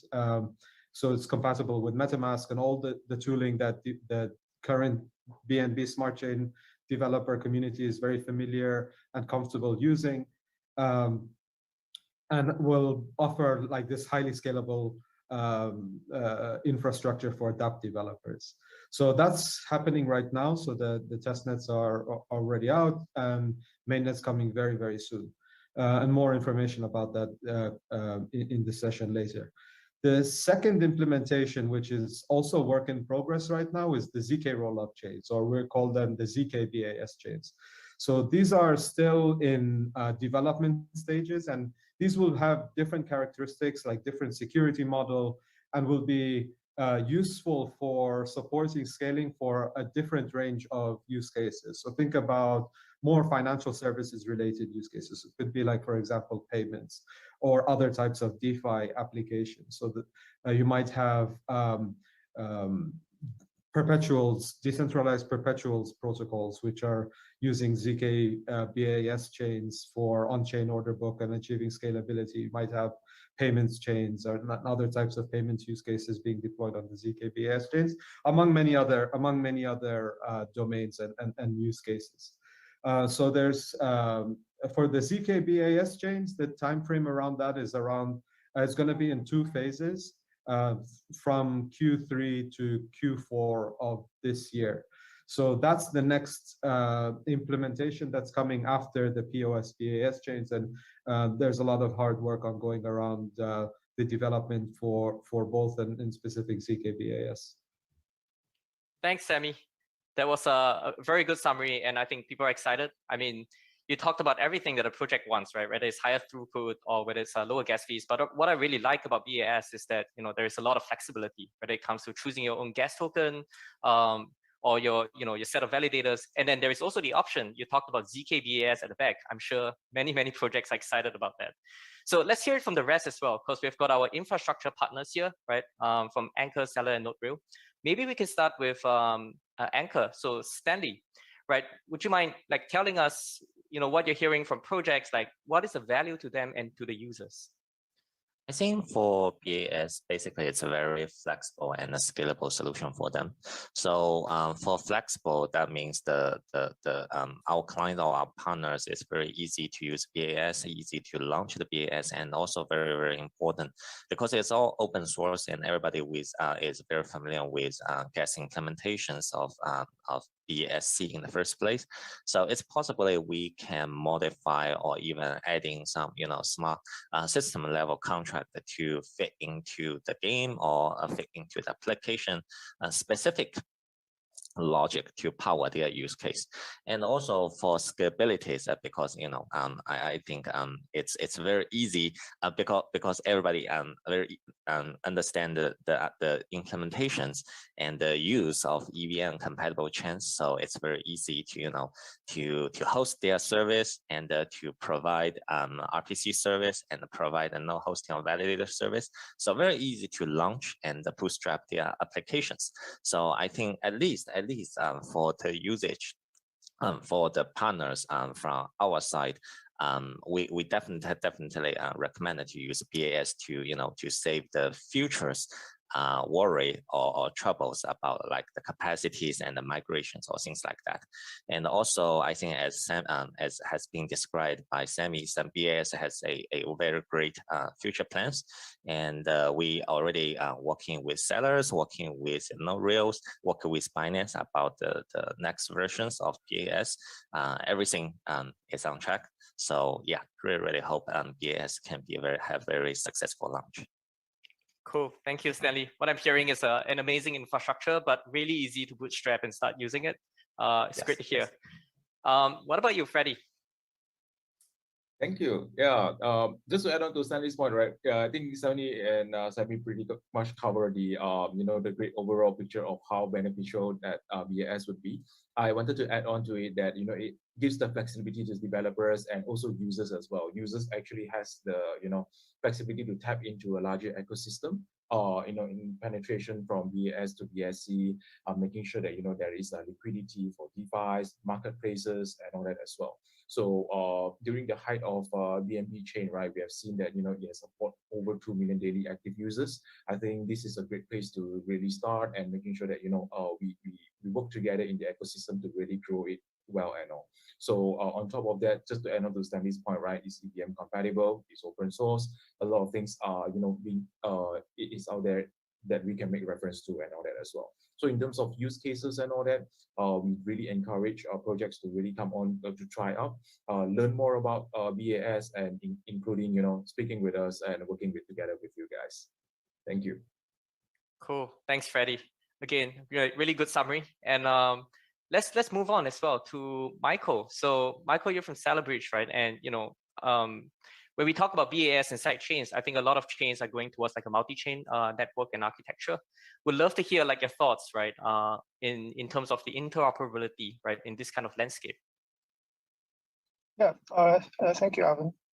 First of all, we're very proud to be an infrastructure partner of BAS sidechains, and basically we provide the both fungible token and NFT bridging services for any partners that would like to join the BAS ecosystem.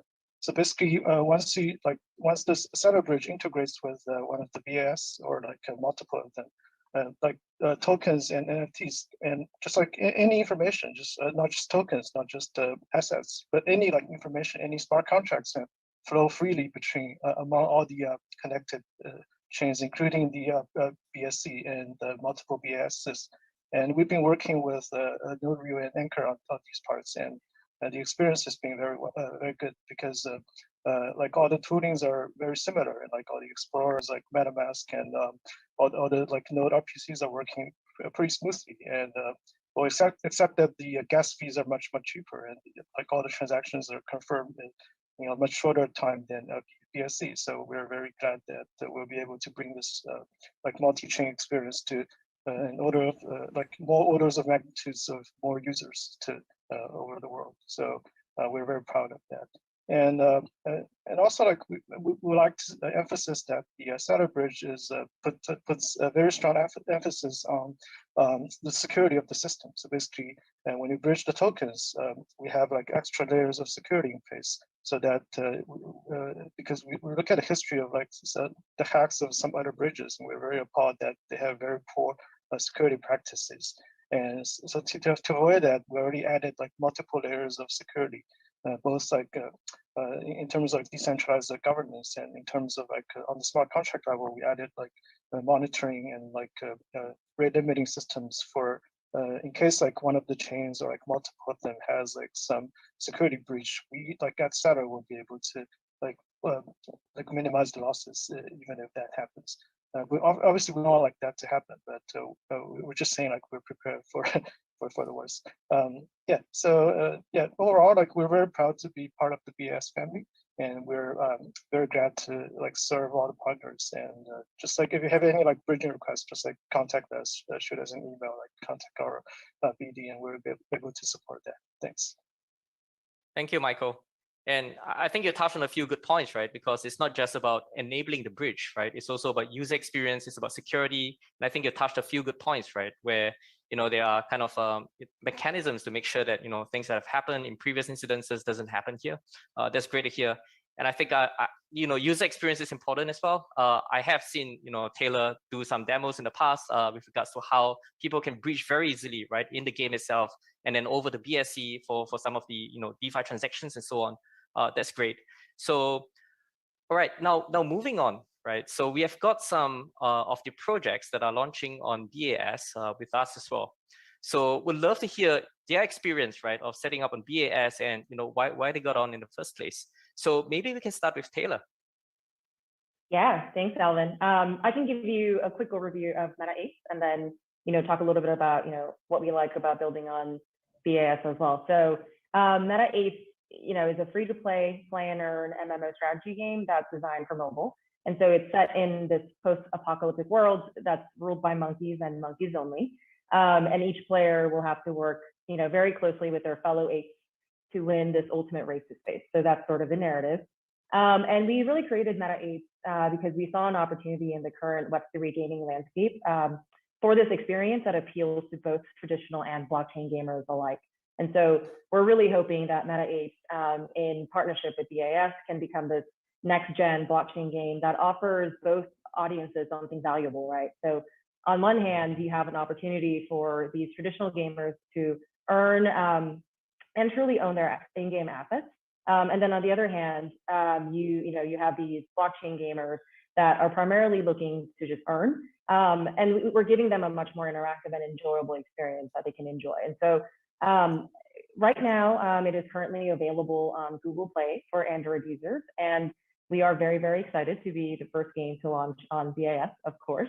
And then, yeah, touching on sort of, what our experience has been in terms of building on BAS and what we like, I think I would have to echo what everybody else said and, say it's really the scalability and flexibility. Of course, this is important for any application, but I think really true for gaming applications where, you have these really, really high transaction volumes and, performance is critical, right? And so I think by building on BAS, we're able to avoid a lot of these common issues that we've seen in blockchain gaming, such as network congestion, poor user experience, and additionally also create this, a lot more sustainable and I would say long-term focused game and token design, which is exactly what we're hoping to do here. So, yeah. It's great to hear. And for those who haven't checked out the game, do check out the trailers and the gameplay footages. It's wonderful. And I'm sure all of you will be trying it out soon and have a great BAS experience that I can promise you.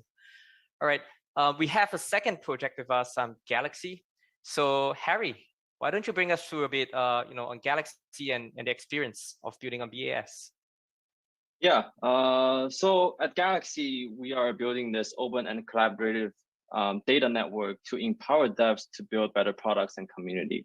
So basically, we are aggregating the user contribution data, reputation data, and second, we also help devs to use these data to do various stuff, including stuff like credit scoring, finding target audience, building customized voting system for DAOs, and so on. So we have a couple reasons that we chose to build on BAS. So first, we always want to build our own blockchain for Galaxy's CRED data network, but we never had the resource to do it ourselves, to build it from scratch. Because BAS has a great experience building scalable blockchain, so we get the chance to have our own blockchain on top of the shoulder of the giant. And secondly, because BAS is also very cheap for users to use, this actually make it very possible for us to store more data on chain. So right now at Galaxy, we already have more than 2,000 credentials curated covering, I think, more than 5 million users in Web3. So with BAS, we finally have a way to store all of these on-chain, and right now it's impossible for us to store all of these on Ethereum mainnet. And third, I think since BAS is EVM compatible, it's really for us to actually build on BAS. I think it took us, 1 or 2 days to build everything and deploy everything on BAS. So overall, we are very excited to build on BAS. We're also very excited to work with both the BAS and BNB chain ecosystem projects. Wow, that's wonderful. Can I just get you to repeat that? You took 1 to 2 days to deploy that? Yes, yes. It's wonderful, right? we are so lucky today to have heard from so many different parties, right? From the infrastructure bit to the projects. And, this is a high performance kind of a architecture, right? Where one, you can have your own blockchain. I think that's great. Your own blockchain with your own gas tokens. That gives you a lot more flexibility in terms of how you want to do with your tokenomics. And then we're talking about something that's, high throughput, high TPS, ultra low gas fees, depending on configuration, EVM compatible. There's just a lot of goodness being packed into it. And I think one of the best parts as well is that, it's not just your own chain, but it's a chain that is kind of connected to the BNB chain ecosystem, right? And that means, you get the goodness of everything that comes with BNB chain, whether it's the liquidity, the set of users, the partnerships, the ecosystem, everything is there. So I'm not sure about all of you who are listening. I hope you're half as excited as I am. And with all these panelists as well, you can see everyone here is definitely gearing up for the launch of BAS. So thank you so much for listening in. Thank you to all the panelists for joining us. Have a wonderful day ahead. Thank you.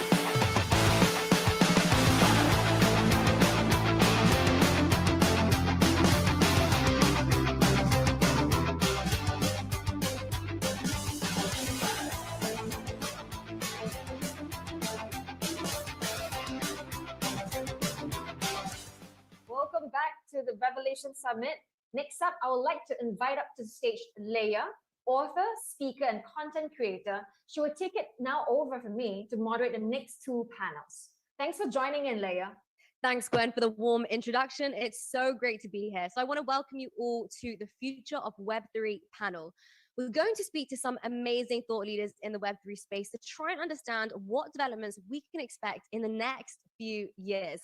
So let's kick this off. Joining me on the panel today, we have Brad Harrison, CEO of Venus, Jim Breyer from Breyer Capital, Mo Sheikh from Aptos, and Yuri Ferruccio from BNB Chain. Guys, welcome to the show.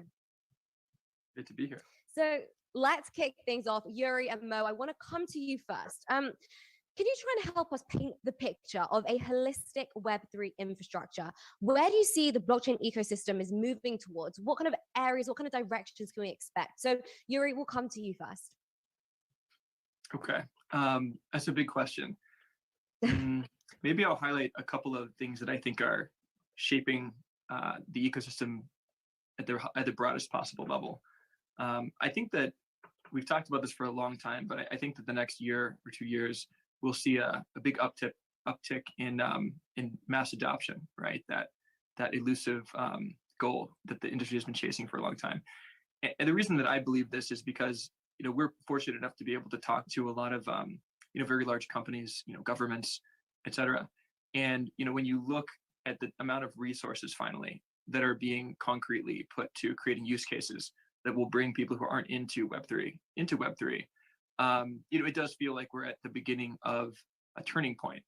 And so I think this implies some things that are starting to happen, but need to happen more. One of them is that we need to build for larger use cases. And that means for more users in part. So that's one of the reasons why BNB Chain is working on things like sidechains, moving from a single chain architecture to a multi-chain architecture to be able to distribute the compute resources more effectively, and also working across a number of different approaches. So using things like ZK rollups. I don't want to get too jargony, but basically there are a lot of advances that can speed up basically the volume that you can put through a blockchain. And that's important. But I also think that people probably underestimate, and historically in technology in general have often underestimated the importance and the challenges of integration. And I guess there's integration both within the crypto sphere, and I think multi-chain, cross-chain integration is hugely important and is really starting to happen. We're very excited at that. It's one of the reasons why we've been working closely with groups like Aptos, is because we really do believe in a multi-chain world. At the same time, I think integrating crypto into the real world is also it's a daunting technical challenge. But you start to see the pathway for this being laid, not just technically, but at the regulatory level. So you're seeing the first regulated, companies in places like Brazil, who are able to tokenize government bonds. In some places, a lot of places are looking at tokenizing carbon credits. So I think that integration is both a challenge and an opportunity. Imagine DeFi, that's sitting on top of real assets that have been tokenized. It'll be very different. The last thing I'll say, just as an observation, is as more people come in, I think we need to take a step back and think about what do we mean when we say community. Right now, there's a very small number of people relative to the global population who are in crypto. The early adopters, they've gone through all types of pain to come in. They've figured out, what the hell is a MetaMask, as a first step. And from there are just numerous complex things that you've had to master historically to be able to engage with Web3. That's going to change a lot. And I think you're going to see a bifurcation of infrastructure apps where they compete based on technical prowess, and the efficacy of their technology and their product. And then also user experience focused apps. They really focus on sort of owning that first layer with the customer.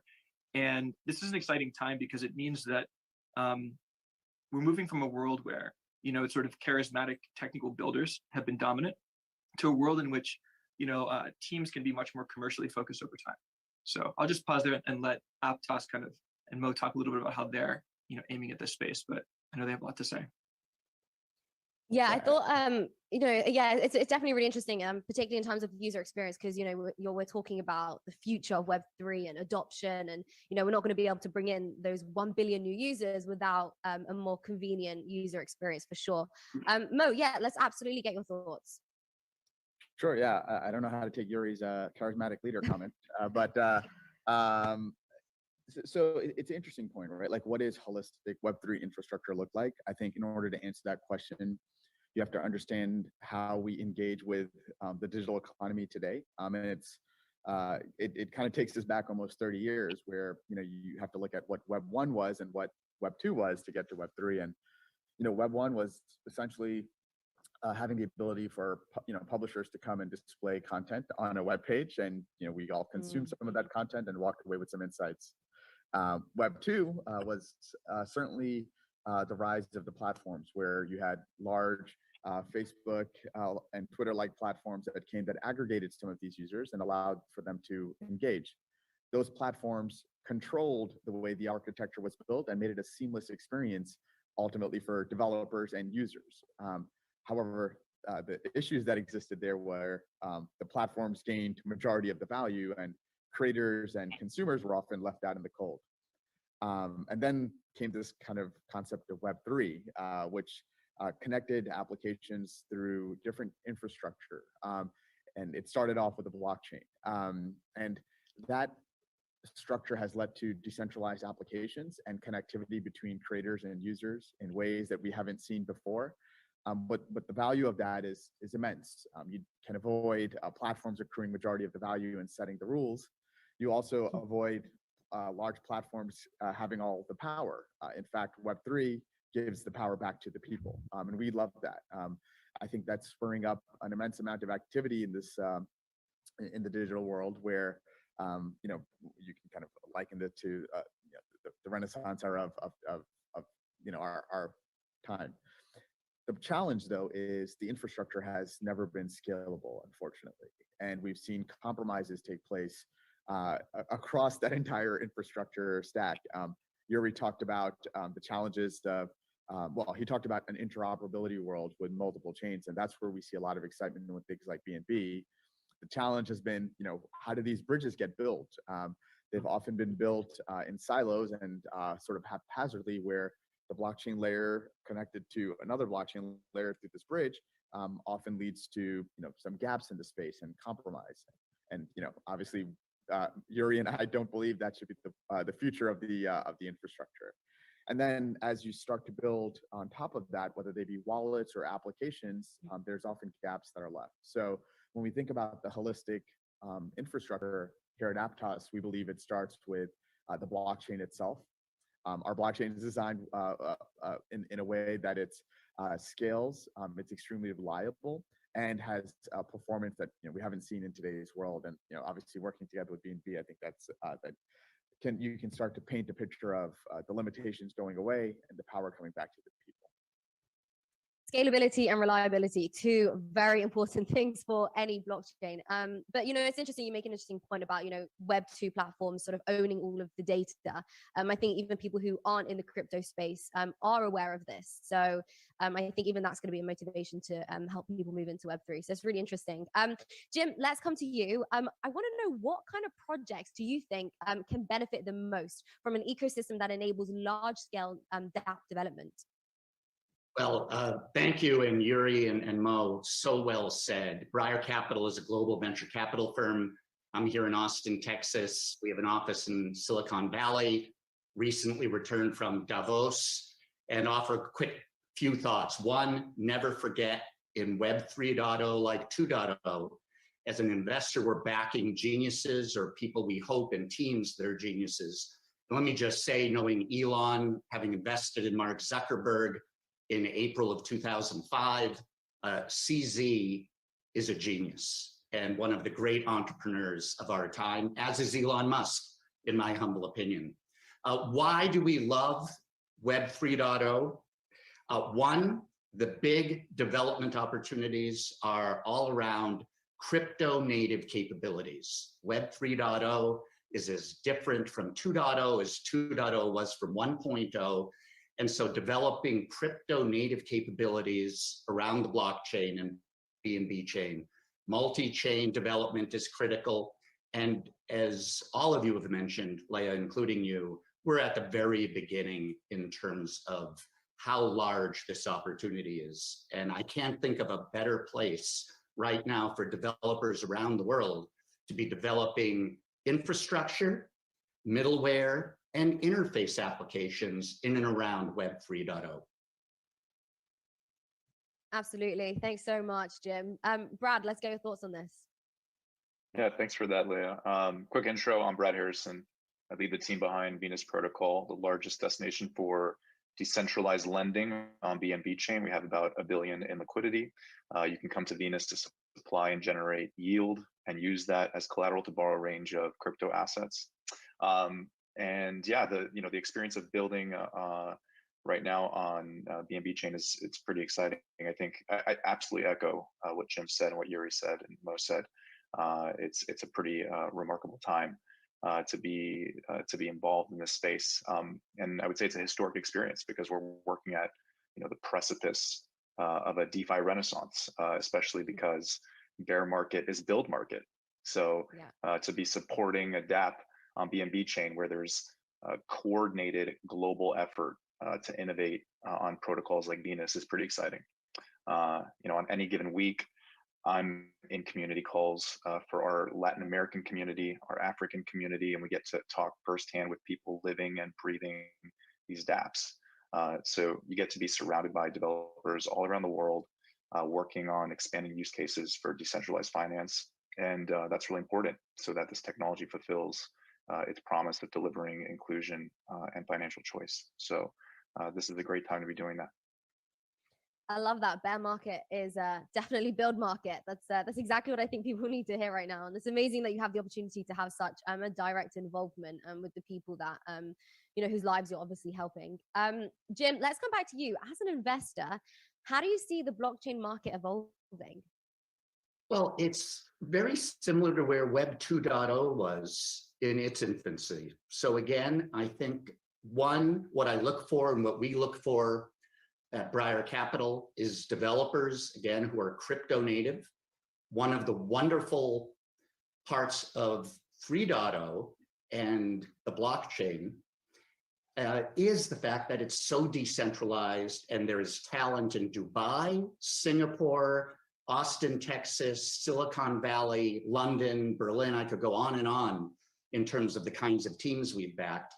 And so a deep understanding of building technologies that scale in a 3.0 native way with offices and technical talent best in world around the world is what's so exciting. We're at the very beginning. I think, as mentioned, the blockchain initially will have some tremendous global applications in and around finance, decentralized finance. But I'm also very, very excited about gaming communities that are leveraging the blockchain in 3.0 And again, I come back to the global presence. There was a time in Silicon Valley where many venture capitalists said, if it's not within 30 minutes drive, I won't invest. Can you imagine today if we didn't invest in London and Dubai and Singapore and other centers around the world? And that is very exciting. It requires a new venture capital model and way of thinking in many ways. But I will also add this, the smartest, best people in the world out of universities such as Stanford, MIT, Harvard, Cambridge, Oxford, elsewhere, they are working on 3.0 crypto applications that scale globally. And as a venture capitalist, this is a golden age around backing many of these great entrepreneurs and small teams around the world. That's fascinating. As a British person, I've never actually heard that term about Silicon Valley before. I didn't know that, but that makes a lot of sense. That's amazing. Yeah, I mean, I think even this conversation really just, really sums all of that up. We're all everywhere on different time zones, and we managed to coordinate it somehow. So yeah, absolutely. So my next question is really for anyone, actually. Yuri, we'll come to you first. What do you think the next killer applications are in Web3? And are there any hurdles for growth? And is there anything that we can do perhaps to maybe accelerate enterprise and adoption? So when I was in my first career, which was in public policy in Washington, I TA'd for a gentleman who worked in national security for a long time, and his class was called Foresight, and he opened every class by saying there's no such thing as a crystal ball.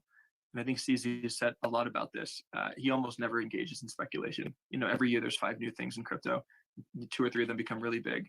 It's very difficult to be clear. So I think we can really talk about the present more than the distant future, the things that are kind of on the edge. I think there's 2 areas that well, there are many areas, but 2 of the areas that we're looking at I feel like are a great fit for the moment. One is, apps that use what I believe is the most maybe the most powerful application of crypto so far. And that's token incentivization systems. People spend too much time thinking about token appreciation. I think, and not enough time thinking about, in some ways, the most wonderful thing about Bitcoin is that people all around the world who are employed by Bitcoin, spend millions and millions of dollars to run computers to validate the network and keep it running. And that's because of an incentive structure that rewards them for doing that. Crypto it makes it possible to incentivize people who have no connection, no geographic location, no shared company, to all be aligned to do the same thing. And one of the specific areas that I think is going to really take off is the creator economy, and how crypto can really help creators to use tokens to create much tighter engagement with the people who are super passionate about them, and to give the people who are following them a piece of the upside of their success. That's one. And then I think coming back to something which has probably been mentioned a number of times around this hackathon, taking the same thing and applying it to Web 2 is also incredibly powerful, because loyalty programs, that's sort of a very simple way to think about it, are all over the place. But how much cooler would it be if all these little points that you get from all these little websites that you probably forget, that you can't track, if they could all be converted into crypto or ultimately cash, traded, moved so that they can, take on more risk and get more return. And so I think that the combination of being able to reach people more easily, transfer value much more cheaply, and create these loops is incredibly powerful. Yeah, absolutely. Those social tokens are very, very interesting because, like you said, it helps create a greater community, and for the very first time, no matter where in the world you are or what background you come from, everybody can sort of come together and have one common goal, and we'll sort of incentivize for one common goal, which is fascinating. Mo, let's come to you. Let's get your thoughts. I know you don't have a crystal ball either, but tell us, what do you predict? What kind of killer applications can we expect? Yeah, I definitely don't have a crystal ball, but I think Yuri brings up a great point. I think social tokens are interesting, but you have to just take a step back and understand that what problems are we solving with them, and I think Yuri highlighted the disconnect of value creation that exists there. So for me, it's all about what real world problems can we solve, and if that's going to be your guiding compass, I think you have to make sure that your team understands and has a very principled approach of solving those problems. So we have to look at the current infrastructure and understand where the utility really is. And when you look at that, whether it's social tokens or digital assets, having sound foundation is going to be critical to create these applications. The one that I'm particularly excited about is, it may not be as exciting for everyone else, but is simply, where you store your digital assets, whether they be social tokens, whether they be, stable coins, or even, some other currencies of the future. And you have to be able to understand that these assets will sit again across different chains. They will be used in different applications. And users will not be interested in having multiple different wallets with different types of custodial or non-custodial models. I think actually the next billion users will be interested in the most simplest form of custody without having to worry about the nuances and the complications that exist behind that wallet experience.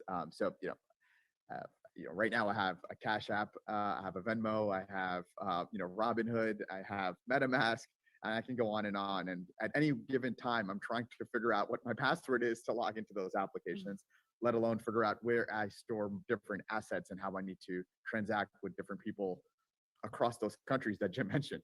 So I think a wallet, as simple as it may sound, can be one of the most powerful applications that can be built that allow us, to engage in the digital economy of the future. It's beautifully, if I may, Leah, one, what Mo's doing around infrastructure is absolutely exciting and groundbreaking. We have to remember when Stripe started, really it was 3 or 4 APIs that they brought together to make it really simple. And I see direct analogies again to 3.0. We've learned, whether it's supply chains or 2.0 infrastructure, they scaled to some extent, but they were not resilient. And around 3.0, the great infrastructure developers, the token developers, whether it's finance, again, I'm a very big believer in gaming and what Web 3.0 does for worldwide gaming developers. We need resilience, and that's what so many of the great infrastructure 3.0 entrepreneurs are focused on. Again, we all know that the world of work has changed. We're never going back, and people want to work in a decentralized fashion. The great talent is global. The great investment needs to be global. You mentioned London. London is very underserved, as is Europe, from a venture capital standpoint when it comes to 3.0 web. And so one of the opportunities for investors around the world, in particular though for developers, creators, is the fact that they can attract venture capital no matter what location they are in the world.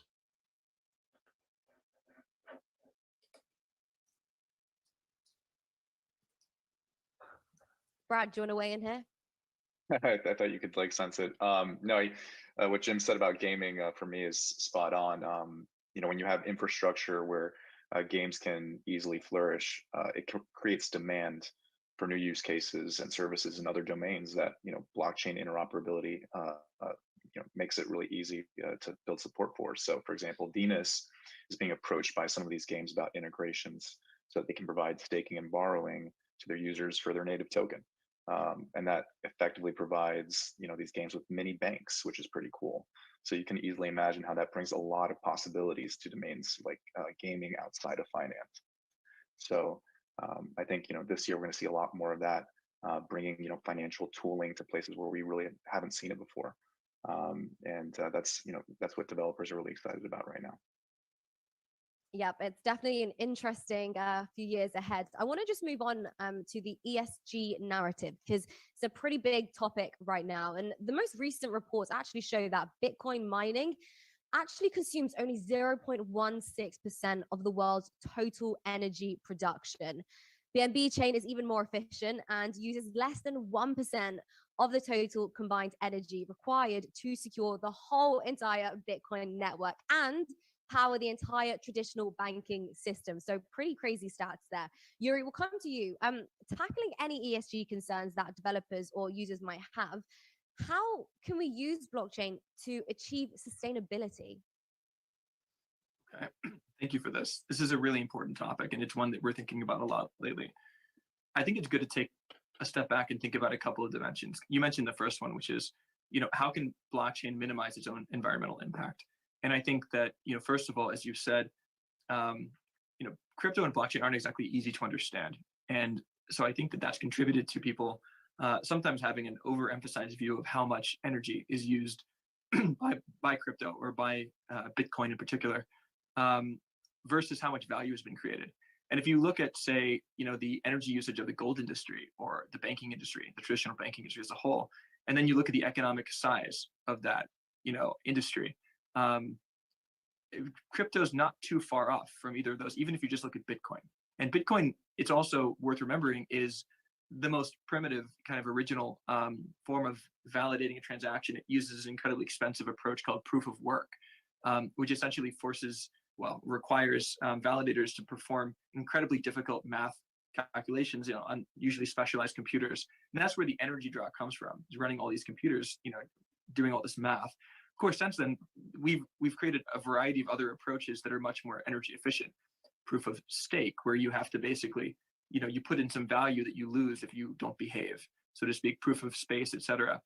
Now, these, as you said, use much less energy. They're much more comparable to a traditional internet company.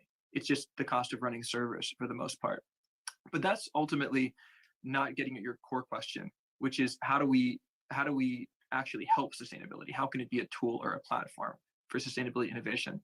I think, first of all, we've got to be realistic about two things. Number one, we have to make sure that we're building on top of resilient enough technology, as Mo said, because this is a real world problem with real world consequences. It's not a crypto to crypto use case.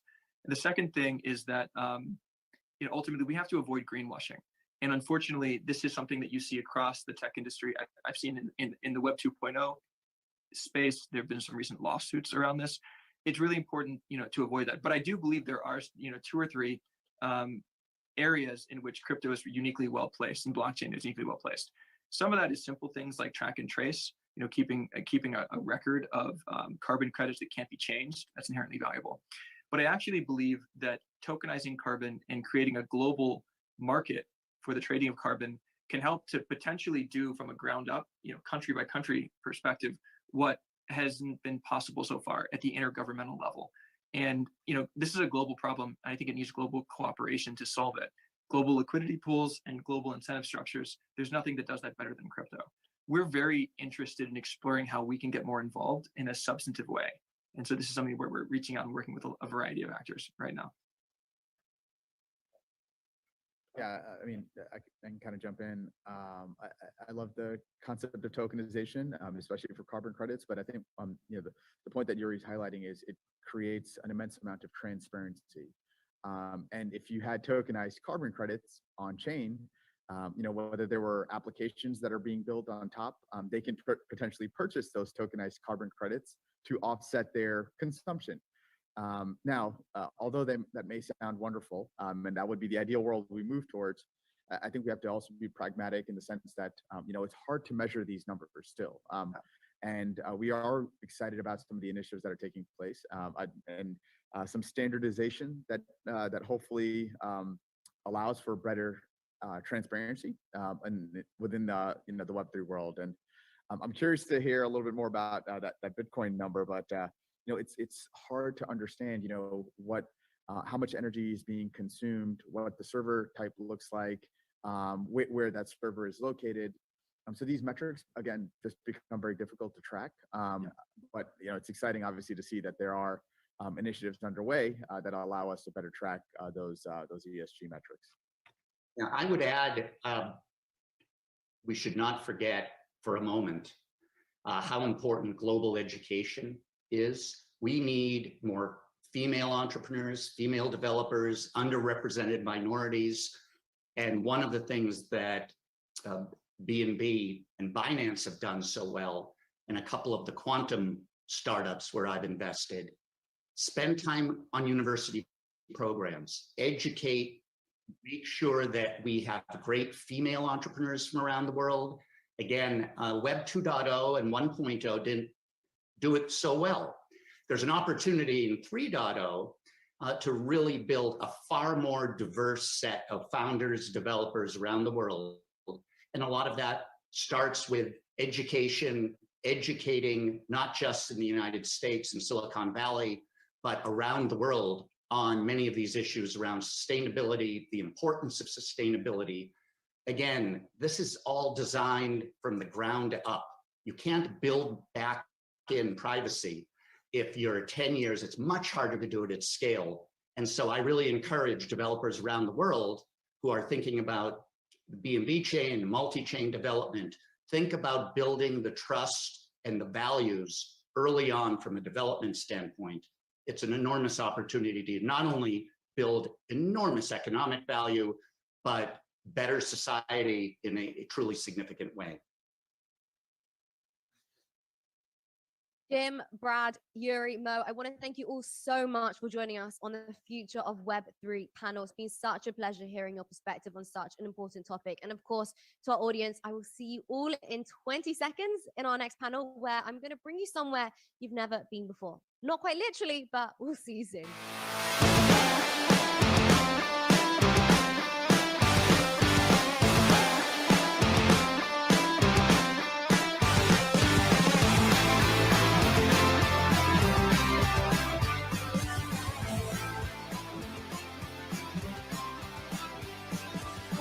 Welcome back. Now it's time for the Uncharted Territory panel, where we will talk all about the launch of MVB5 program, labs, and how these initiatives are helping project developers. So this is going to be a really exciting discussion. Joining me on the panel, we have Gwendolyn Regina, the investment director at BNB Chain, and Tyler Zhao, the investment manager at Binance Labs. Welcome, guys. How are you doing? Thank you, Leia. For me, I've been hosting, so this is great. Now I'm a panelist. It's a change of, it's definitely a change of experience for sure. Tyler, great to have you. Thank you guys for having us. So let's just jump straight into this. Gwen, we're going to come to you first. Can you please tell us more about the MVB program? I'm hearing a lot about it, but it would be great to understand what its objectives are, and what's the vision here? Gladly. So MVB is a program, it's a flagship program of the BNB chain. It's been in existence for slightly more than a year and a half already, actually. Time really, really flies. And it's really meant to accelerate and incubate and really work with projects that are building on BNB chain, everything from testnet to mainnet. We've evolved also over the last year and a half. But essentially over the last few seasons of MVB, we've welcomed over 900, almost 1,000 projects, many builders, many individuals who have been coming through the system, learning much more about BNB chain, having one-on-one mentorship chats with people from the community that we've invited in. So it's been amazingly, it has grown so much. We're so privileged to feel and see actually on the ground where people tell us hey, we gained so much from that fireside chat. It felt so intimate, so close, and we were really, really glad to put it out there for people and builders to kind of be incubated and to learn more about BNB chain. Thanks, Gwendolyn. It sounds like such a great initiative. DeFi is absolutely popping off, so it's amazing to spread that that education and really help builders and developers. Do you have any examples of any specific successful MVB projects that you can tell us about? Yeah, many. So we kind of have to be picky, right? So at BNB chain, kind of the metrics that we usually look at is when we assess a project is daily active wallet addresses, right? You also have transaction volume. Again, Leia, you mentioned DeFi. So we also look at total value locked, number of transactions. So I think on a high level stat, something to share is that a lot of the top projects of MVB, because we look at a lot of projects come through, they apply, right?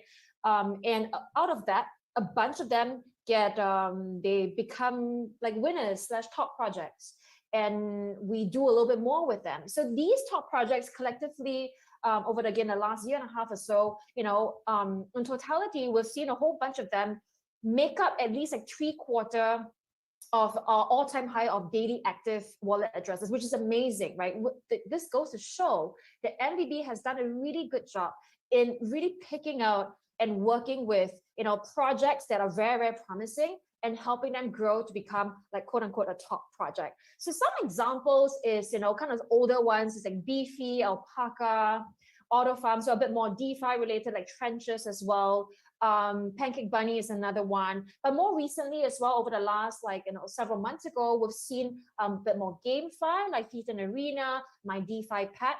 And again, like some of these, especially GameFi project, because as we know, GameFi is a little bit more retail friendly, right? We've seen, something more like 10x, of that growth when they join MVB and after they quote unquote graduate or leave MVB towards the end of their program. So we've been super, again, privileged to see their journey. And yeah, these are some examples. We've got many more coming later. Yeah, it's great to hear about GameFi because GameFi is such a new part. And I think, you mentioned it yourself, it's retail investors that are predominantly involved in that. So I think that's really fantastic for Binance to help bring these new people into the space.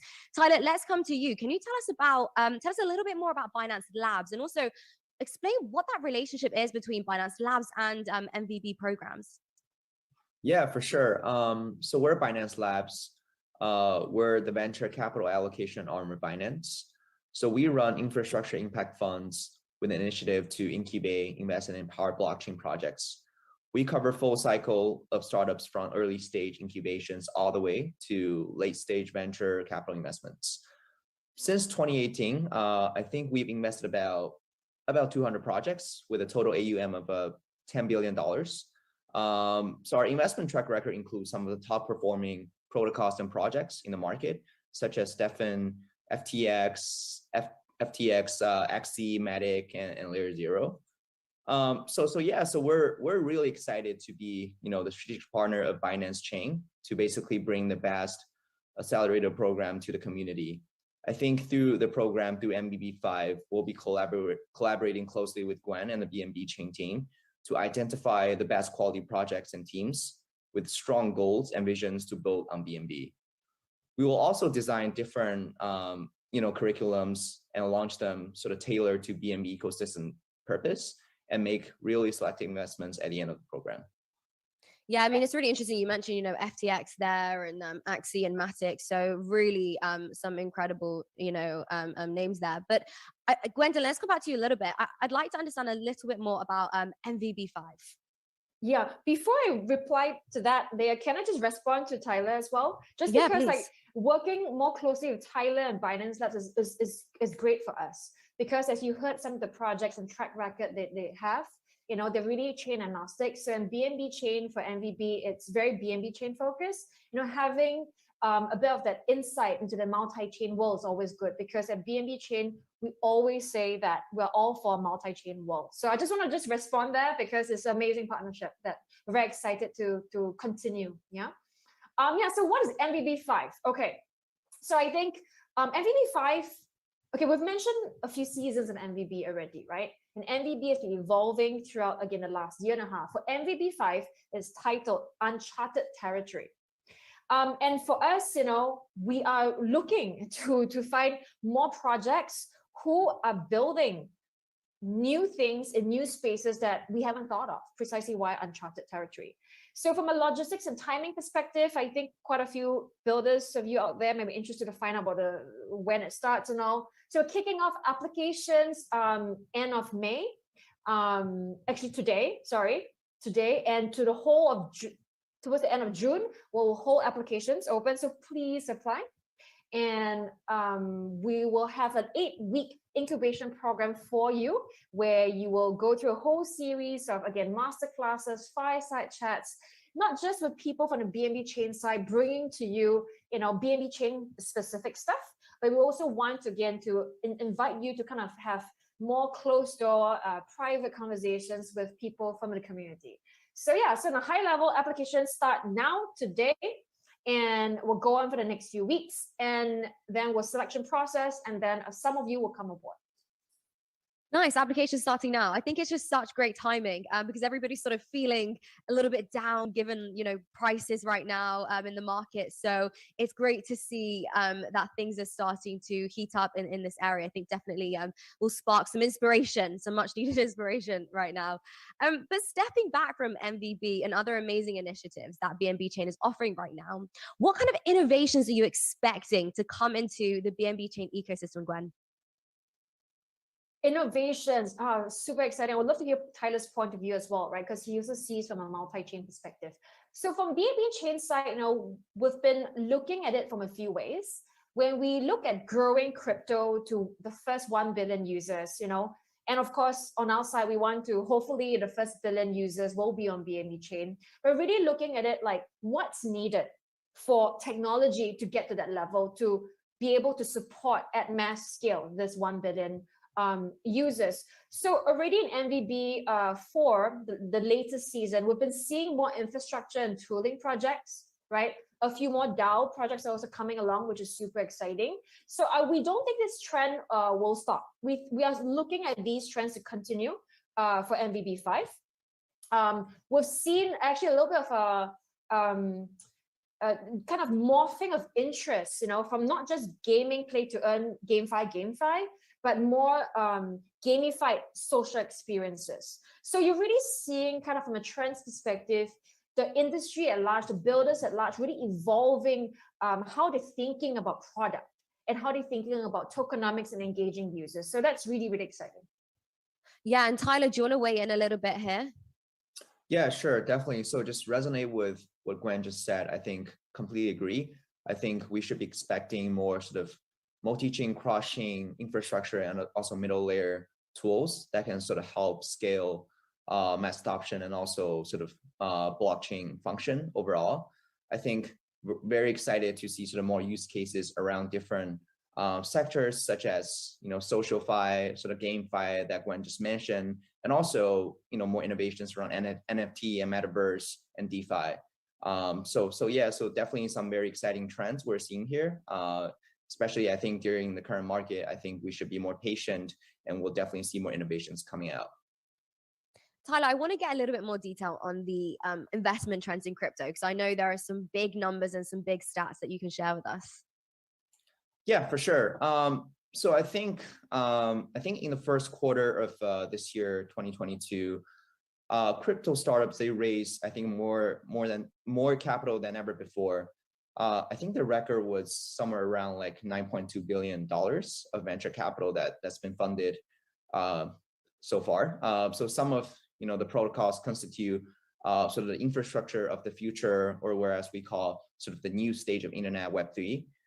So I definitely think that huge number, that 9.2 billion, indicates that there's real interest, very strong interest emerging in the space from investors, both from Web2 and Web3.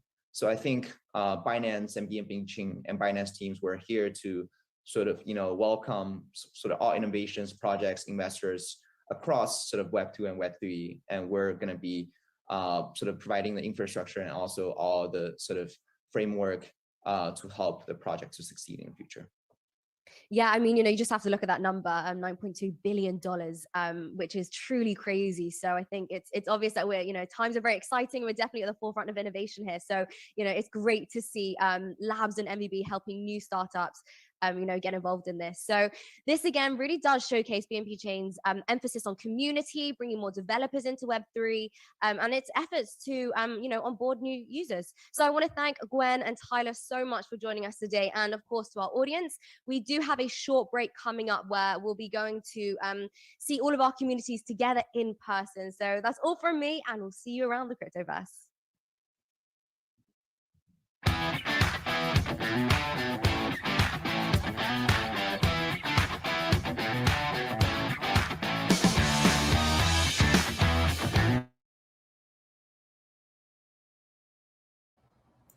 Yun.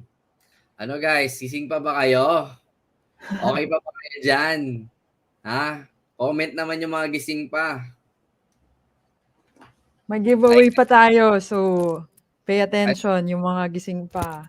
Okay, so ito, magpapag-giveaway tayo, ma'am, no?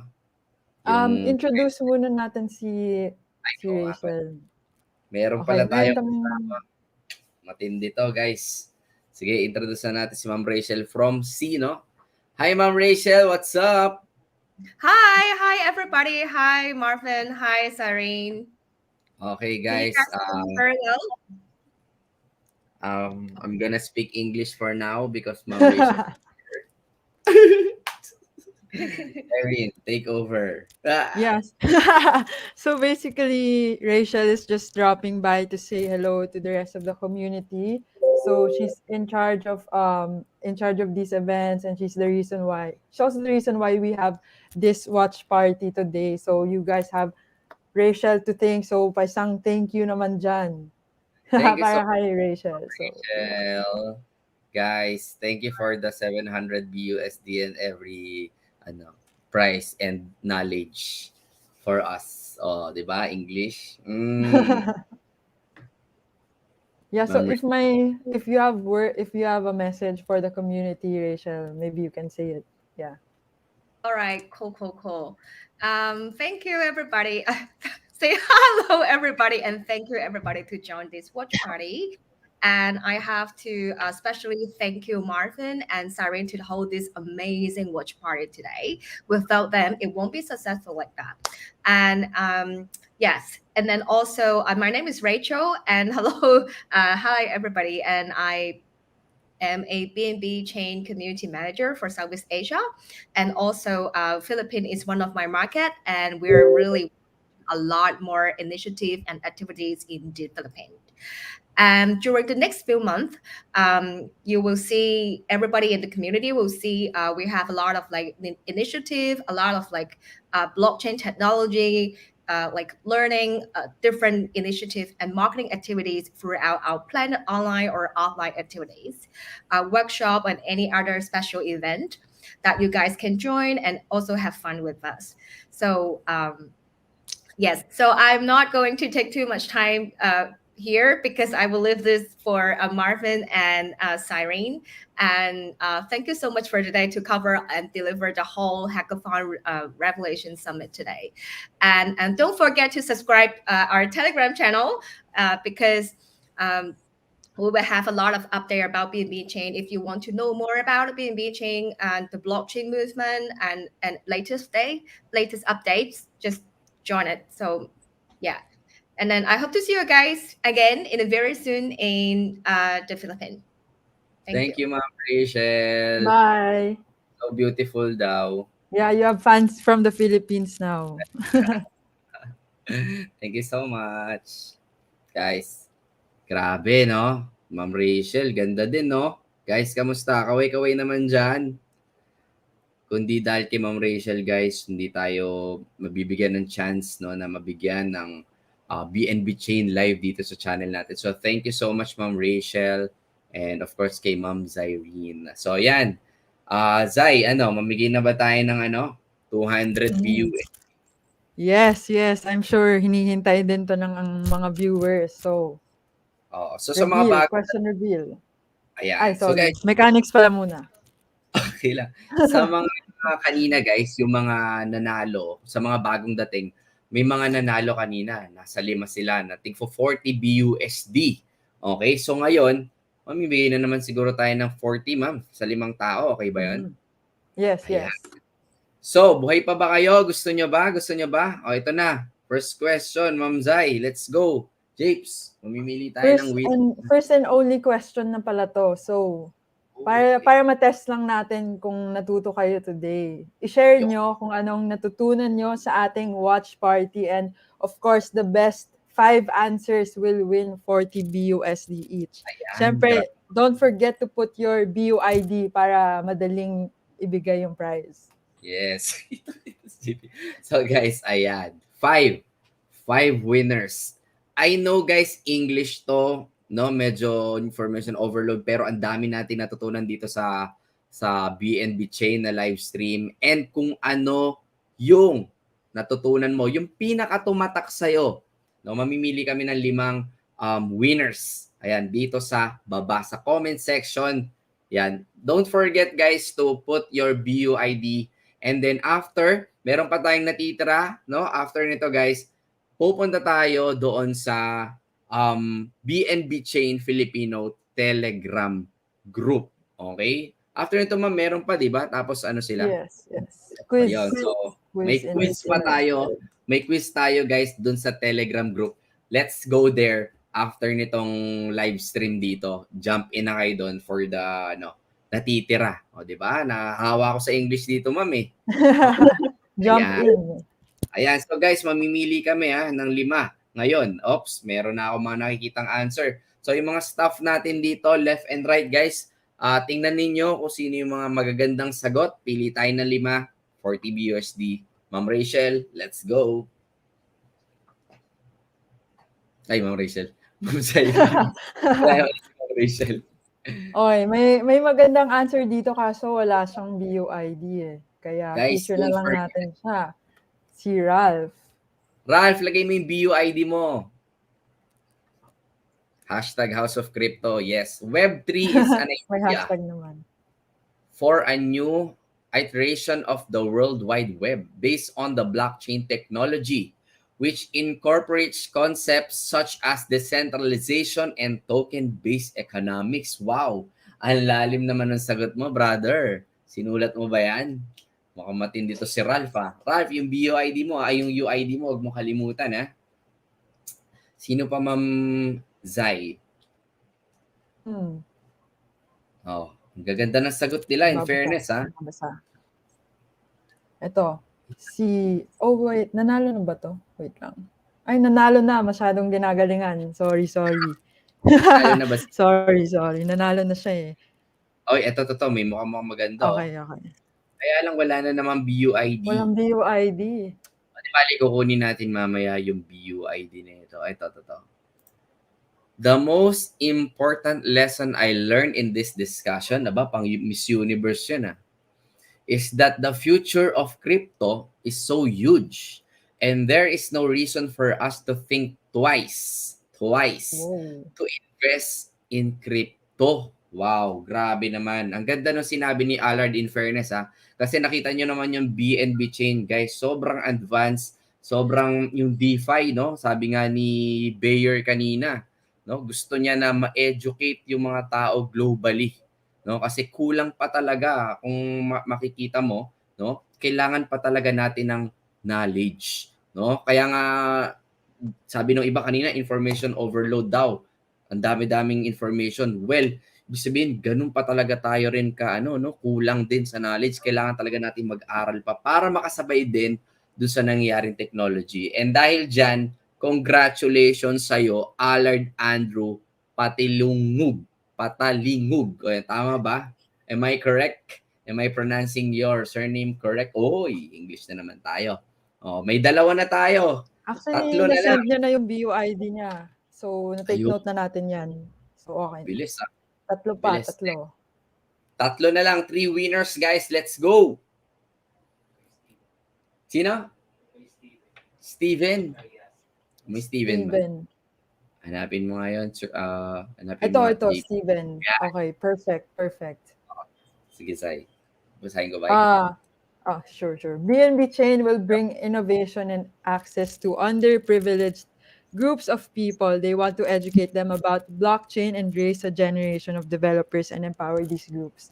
Nice. So, sobrang inspiring, no? Kasi about Web3 na sinasabi nga ng panel natin kanina na they really want to educate yung mga educate and inspire people to become developers. So, marami din opportunities na yan for you guys. Yes, correct. And actually, di lang sa Philippines, no? Talagang sobrang daming hindi pa, alam mo yun, yung talagang ang gagaling na developers na kailangan kayo guys, lalong-lalo na dito sa Web 3.0.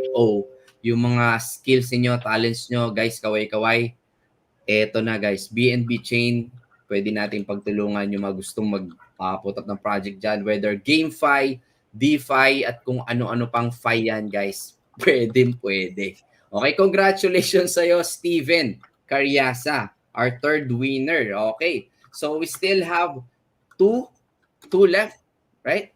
Two. Meron na ba tayong fourth winner? Ayan. Sige nga, tingin tayo. Meron na ba tayong winner, guys? Let's go.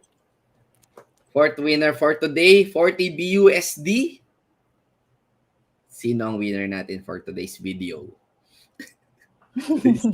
Medyo pagod na ata ang ating audience.